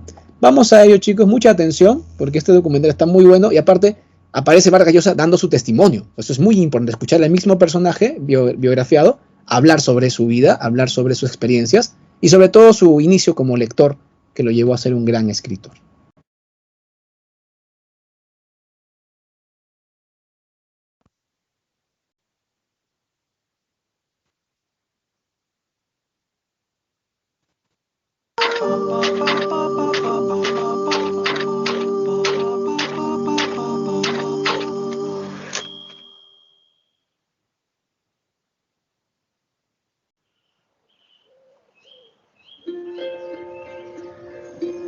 Todo comenzó aquí, en esta ciudad al norte de Perú. El pequeño Mario tiene 11 años. Vive feliz en el paraíso familiar de los Llosa, donde ha crecido mimado y consentido por su madre, tíos, abuelos, que le festejaban todas sus gracias y ocurrencias. Pero un caluroso día de diciembre de 1946, de golpe, todo ese mundo se viene abajo. Como en una secuencia de secretos y mentiras, esa mañana, el pequeño Mario se dirige de la mano de su madre a un hotel de las afueras a conocer a su padre, al que hasta hace un rato creía muerto. El hombre de la foto al que reza todas las noches, en realidad, había huido al 5º mes de embarazo. Su madre se lo había ocultado. Pero esto no es lo peor. Después de 11 años sin verse, Ernesto Vargas ha convencido a Dora para fugarse hoy mismo a Lima y abandonar de golpe a la familia Llosa.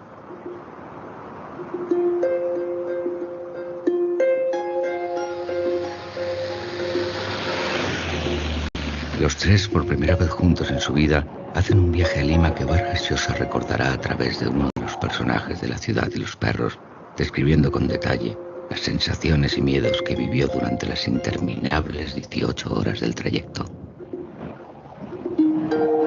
Para el pequeño Mario es el viaje a la pérdida de la inocencia, hacia la soledad, a conocer el miedo y entrar de golpe en la vida adulta. El viaje que le llevará también a cumplir un sueño aún no revelado, convertirse en escritor en París, tan solo 15 años después. Y Y allí, en un pequeño piso de la calle Salaberry, todavía le queda descubrir la peor de las sorpresas. Su padre es un ser violento y maltratador. Mi padre era una persona muy autoritaria, muy severa, y entonces yo le tenía miedo. Por ejemplo, yo descubrí el miedo en las relaciones con mi padre. Le tenía tanto miedo a mi padre que muchas veces temprano me metía a la cama, incluso vestido cuando lo sentía llegar, para no tener que verlo, para no vivir la tensión enorme que vivía con él. En aquel piso conoce el horror. A través del esclavo, un personaje de La ciudad y los perros, Mario recreará con crudeza y detalle las palizas, humillaciones y miedos. Si él no hubiera encontrado a su padre como lo encontró, con todos los traumatismos que suponía ese encuentro, probablemente él no hubiera sido escritor, ¿no? Hubiera sido un hombre culto y un gran lector, pero no se habría entregado a la vocación de escritor con la voracidad con la que se entregó. Yo me sentía muy solo y esa soledad la combatía leyendo. La lectura fue realmente un refugio donde yo podía vivir otras vidas, unas vidas muy distintas de esa vida solitaria, difícil. Todas las noches se encierra en su cuarto de la mano de un libro de tapas azules. Bajo las sábanas se sumerge en un mundo de fantasías, aventuras, retos, viajes y héroes de la mano de Julio Verne. Un mundo del que ya no querrá salir.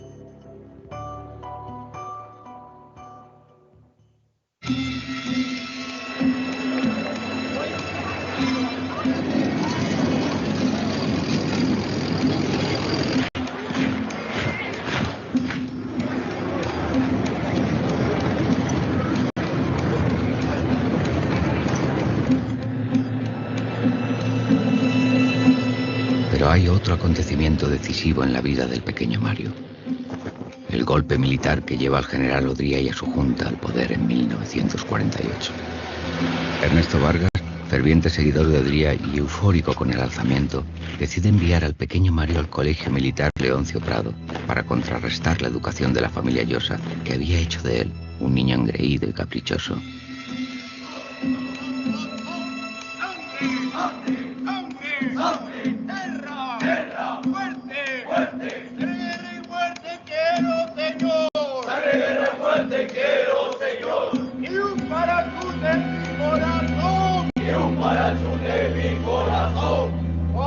Cada uno aportaba a este colegio pues, sus conflictos, sus traumas de región, de familia, de clase, ¿no? Y eso resultaba bastante explosivo. Pero por otra parte fue un choque muy brusco, es decir, yo no estaba en absoluto preparado, ¿no? Para esa violencia en las relaciones y además a ese sistema disciplinario tan terriblemente estricto. Descubrí la violencia terrible en las relaciones humanas, ¿no es cierto?, que yo creo que son bastante características del Perú y que hasta entonces ignorables. Además entramos ahí de 14 años, de 13 años, ¿no? Una edad muy delicada en la vida de una persona, ¿no? Y entonces todo ese mundo sometido a una disciplina militar pues producía realmente a veces reacciones traumáticas, y creo que fue mi caso. ¿Sí? Yo la pasé muy mal en el Leoncio Prado. Durante 2 años, Mario se enfrenta a un ambiente violento, carcelario y hostil, que ahonda y endurece su carácter tímido e introvertido. Sufre acoso, constantes encierros y vejaciones físicas por parte de militares y compañeros. La lectura y la escritura vuelven a ser la válvula de escape. El internado, un poco como la relación con mi padre, fortaleció mucho mi vocación literaria. Leí muchísimo en el colegio militar. No solo escribí, sino leí mucho. Recuerdo haber leído, por ejemplo, un libro que a mí me marcó enormemente, que fueron Los Miserables, de Víctor Hugo. En las largas noches sigue refugiándose en la lectura de autores franceses. Descubre a Víctor Hugo, pero sobre todo a Dumas y los Tres Mosqueteros. De esas lecturas surge el interés por aprender francés y siente por primera vez la necesidad, el obsesivo deseo de salir del Perú y poder algún remoto día vivir en París. Lo que le da a Leoncio Prado esencialmente es la textura del Perú, la realidad multiforme del Perú, la realidad socialmente distinta, compleja, matizada, diversificada, mezclada del Perú. Y que allí había indios, había negros, había cholos, había blancos. Le da una percepción del Perú que yo creo que fue muy, muy importante para la obra de Mario Vargas Llosa. Y por supuesto, la coincidencia otra vez del tema de la autoridad. Rebelión contra el padre, rebelión contra la autoridad, rebelión contra los militares, ¿no?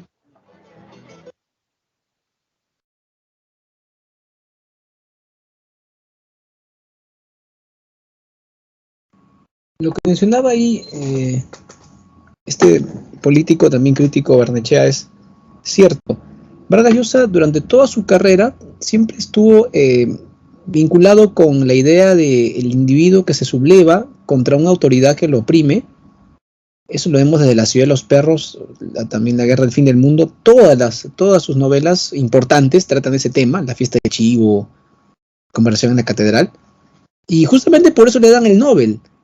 El Nobel le otorgan a Vargas Llosa por la cartografía del poder que hace y por las aceradas imágenes de la rebelión, lucha y derrota del individuo. Estoy citando literalmente la sustentación que hizo la Academia Sueca de su Nobel. Entonces, lo que ha dicho ahí el crítico en la última parte es cierto. Vargas Llosa siempre ha hecho eso, ¿no? Siempre esa oposición al autoritarismo que empieza desde su hogar, cuando era niño y se tuvo que enfrentar a su papá. Bueno, muy interesante esto. Pudimos escuchar a Vargas Llosa hablando también de su infancia, su adolescencia, su formación como lector. Ya le tocó ser escritor joven, publica el libro de cuentos Los Jefes, y luego en Europa, luego de escaparse de la beca que había obtenido por San Marcos, o sea que en lugar de cumplir con su labor como estudiante, se escapó de la beca, se fue a París con su esposa, y estaba casado hacía años ya con Julia Urquidi, una boliviana, que le llevaba 12 años, por cierto, y con ella va a París y termina de escribir La ciudad de los perros, y llega a publicar esa novela en 1963, luego de haber ganado el premio Biblioteca Breve en España. Lo publica la editorial Seix Barral de España, del famoso editor, de este loco visionario Carlos Barral. De eso hemos hablado ya creo antes, ¿no? Hablemos ahora de una de sus novelas más importantes, Conversación en la catedral. A ver qué dice Diego, no sabía que leía a Verne. Sí, bueno, creo que no he dejado de escuchar a los escritores que siempre dicen que han leído Julio Verne, ¿eh? Casi todos los novelistas o narradores que he escuchado en entrevistas dicen que han leído a Verne. Creo que eso es lo que me ha faltado a mí. Yo no he leído a Verne, así que me faltó eso, ¿no? Qué pena. Por eso creo que no soy escritor. Debe ser. A ver, primero las características de la obra de Mario Vargas Llosa en general. Sobre realista, es decir, se basa en una realidad imaginada, es decir, busca que su ficción refleje la realidad. ¿Está bien? No rompe las reglas de la realidad, no hace literatura fantástica Vargas Llosa, no hace lo real maravilloso, no hace realismo mágico, no. Él es literalmente un autor realista al mismo estilo que Flaubert, Dostoyevsky o cualquier autor del siglo XIX. O sea, es muy contradictorio Vargas Llosa porque su concepción sobre la ficción literaria es decimonónica, pero su forma de narrar es la más moderna de todas. Él es considerado el más dotado técnicamente de los integrantes del boom. ¿Sí? Su narración es objetiva, o sea, trata de que el narrador sea lo menos posible omnisciente, o sea, busca siempre un narrador objetivo o parcialmente omnisciente, no procura no tener ese narrador complaciente que te lo cuenta todo con detalle. Claro, Diego, Julio Verne es, lo poco que he leído de él y todo lo que lo admiran sus lectores, es un autor increíble. Vargas Llosa emplea diferentes tipos de lenguaje, ¿no? No es un autor que se encasilla en un solo estilo. Él puede ser un estilo de la parodia, por ejemplo en Pantaleón y las visitadoras, hace una parodia del ámbito militar, pero que es un mate de risa supremo, ¿ok? También lo sociológico, por ejemplo, en La guerra del fin del mundo, o en Conversación en la catedral, entra ese tema, ¿no? Del análisis sociológico de la sociedad. Bien, hablemos de Conversación en la catedral. Conversación en la catedral es una novela que tiene dos ejes narrativos.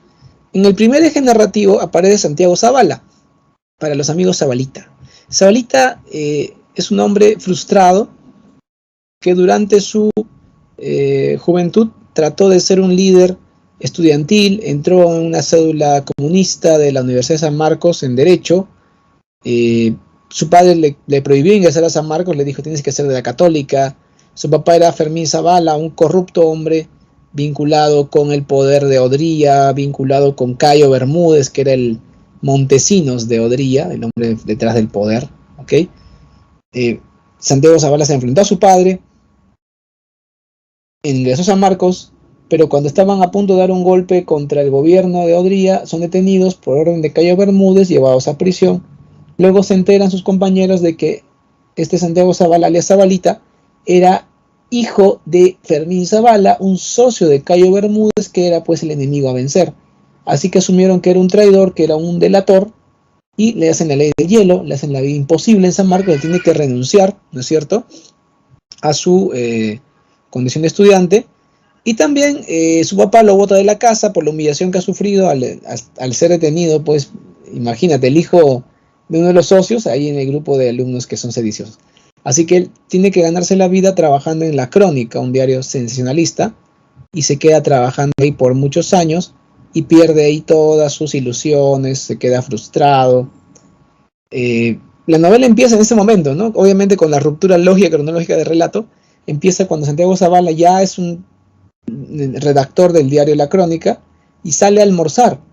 El diario La Crónica está muy cerca de la avenida Tacna, da hacia la avenida Tacna a su oficina. Él sale, camina por la avenida Tacna hacia la avenida Colmena, y mientras va caminando va pensando en qué momento se había jodido el Perú. Legendaria frase que representa la desilusión de toda una generación, de esa gente que trató de cambiar el Perú, pero que había fracasado y que no había logrado su objetivo. Durante sus investigaciones como periodista, se enteró de que su padre, Fermín Zavala, estuvo involucrado en el asesinato de La Musa, una prostituta que fue amante de Cayo Bermúdez y también de Fermín Zavala. Se supone que Fermín Zavala la mandó a matar porque ella tenía un secreto y ella quería revelarlo, y para evitar eso él la manda a matar. Y el secreto era que Fermín Zavala era homosexual y que su pareja sexual era Ambrosio, el chofer, un moreno. Esto todo obviamente quedó pues en la especulación del periodista malintencionado, ¿no? Porque La Crónica era un diario sensacionalista, necesitaba ese tipo de información para sus lectores, ¿no? Entonces, él se enteró de todo esto, ¿ya? Y obviamente decía, ¿será verdad? Y ese día que estaba almorzando, el día que empieza la novela, cuando él ya pasan los años, se encuentra con Ambrosio, de casualidad, en el momento de almorzar. Ambrosio lo quería evadir, pero finalmente terminan conversando, y se van a brindar por su reencuentro a la catedral, que es un bar. Claro, la catedral no es una iglesia, la catedral es un bar, así se llama la catedral. Y allí tienen una larga conversación. ¿Qué te imaginas, no? Un par más y nos vamos, porque ya es tarde. Un par más y ahora sí, terminamos y ya nos vamos. Otro día la seguimos. Un par más y ya, este es el último par. Un par más y nos quedamos, ya hay que quedarnos. Y así pues quedaron desde la tarde hasta la noche tomando. Hasta la madrugada tomando. ¿Qué tal borrachera? ¿Qué tal conversación? En esa conversación surgen todos los temas de la novela. ¿Está bien? Obviamente se utiliza la ruptura lógica cronológica del relato. También, aparte de ver la vida de Zabalita, nos enteramos sobre la política en la época de Odría, de la dictadura de Odría. Se narra que Cayo Bermúdez, el hombre de confianza de Odría, se encargó del espionaje, encarcelamiento y persecución de opositores, o sea, dirigentes sindicales, dirigentes de los partidos como el APRA, también dirigentes del Partido Comunista y también estudiantiles, dirigentes estudiantiles. Se menciona también en la parte final de la novela la rebelión de Arequipa de 1955, que sería el inicio del fin del régimen de Odría. Al final, Santiago le pregunta a Ambrosio acerca de aquel crimen, quién asesinó a la musa. No se supone que él la mató, pero cuando le dice, ¿es cierto que tú mataste a la musa? ¿Es cierto que era la amante de mi padre? Ambrosio se queda en silencio, se para y se retira, sin afirmar ni desmentir nada. Ese silencio es muy expresivo. O sea, que nos da a entender que probablemente sí, Ambrosio mató a la musa por orden de su padre. Claro que queda en un final abierto, pero la actitud de Ambrosio es bastante significativa. Se retira en silencio y se va. Se para y se va. Muy bien. Recordemos el primer eje narrativo, la evolución de Santiago Zavala. Primero es muy crítico en su entorno social, se pelea con su papá en la mesa, ¿no? Porque él está en contra de que su padre sea socio de Cayo Bermúdez, y luego tiene que renunciar a todo esto y lleva una vida de mediocridad. Zabalita representa la derrota de los muchos jóvenes con ideales revolucionarios que buscaban transformar radicalmente la sociedad peruana. Segundo eje narrativo. Evidencia la lucha por el poder entre los militares y los grupos de poder económico, grandes empresarios y terratenientes.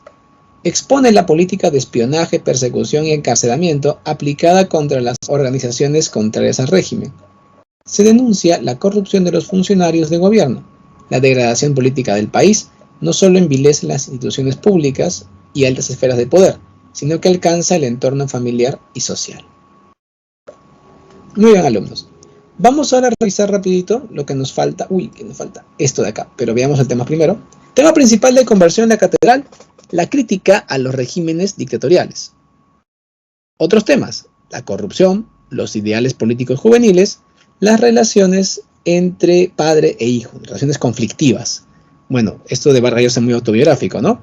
Y la hipocresía moral de los sectores sociales dominantes. ¿Qué dice Mario?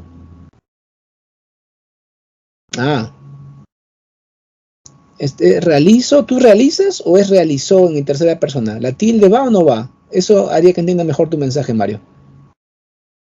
Debe ser con tilde, ¿no? Ya.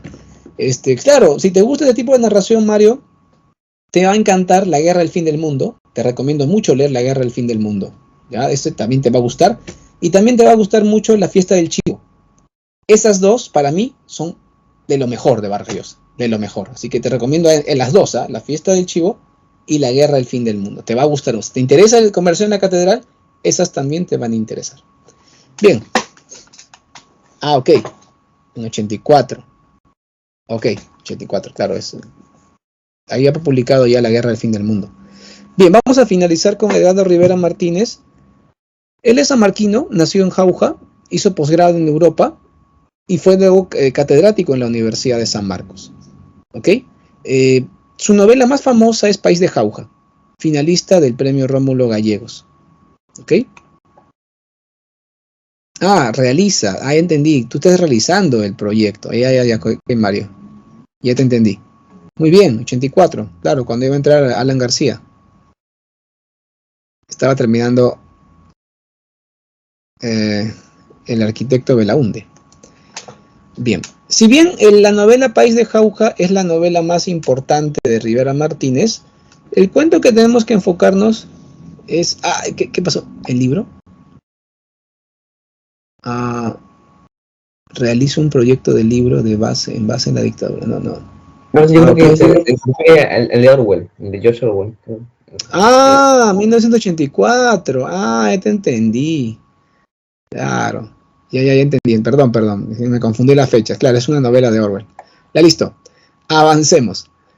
Decía que si bien su novela más famosa es País de Jauja, él tiene un libro, o en un cuento famoso, que es Ángel de Congate, que ganó la primera versión del concurso de las Cuentos de las 1000 Palabras, de la revista Caretas. Un concurso muy prestigioso, que la primera vez que se hizo tuvo un jurado de lujo, que incluía, por ejemplo, a Antonio Cornejo Polar, entre otros críticos y escritores.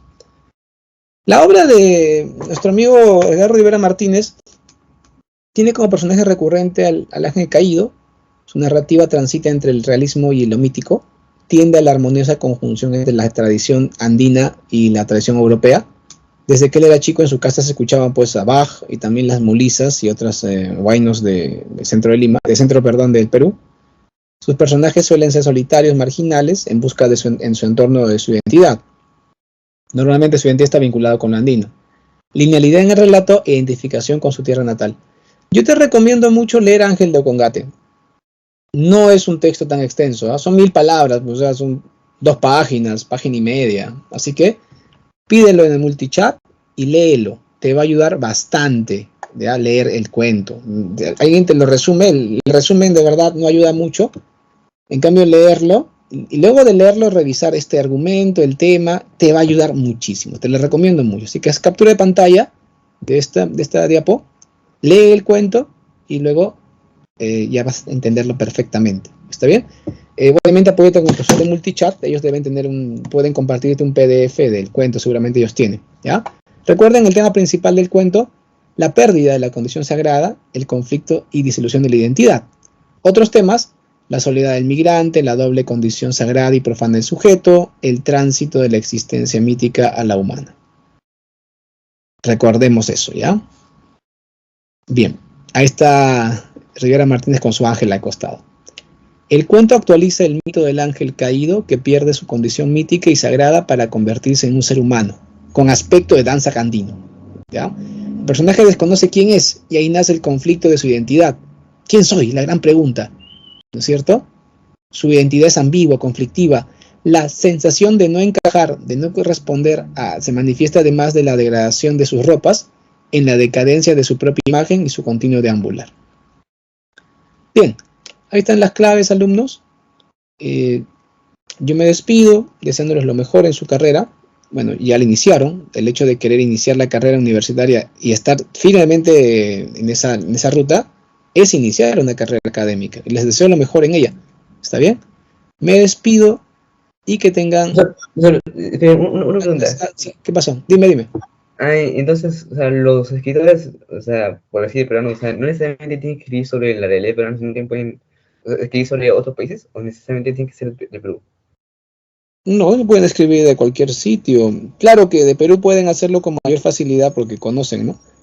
Por ejemplo, la primera gran novela de Vargas Llosa ambientada fuera del Perú es una de las que recomiendo bastante, que es La Guerra del Fin del Mundo, que se ambienta en el noreste de Brasil. Y Vargas Llosa viajó hasta allá en helicóptero, conversó con la gente para documentarse, revisó libros de historia, todo para poder hacer esa novela, ¿no? Al mismo estilo de Flaubert del siglo XIX. Así que no está prohibido, ¿no? Un escritor peruano, sin salir de Perú, puede escribir sobre cualquier lugar del mundo. Claro que para la verosimilitud siempre sería bueno que conozca el lugar, ¿no? Por ejemplo. Así que no es obligatorio solamente de Perú. Muchas gracias. Muy bien, chicos. Hasta luego a todos. Y lo mejor para ustedes en su preparación y futuros éxitos académicos. Hasta luego. Muchas gracias, Valentino.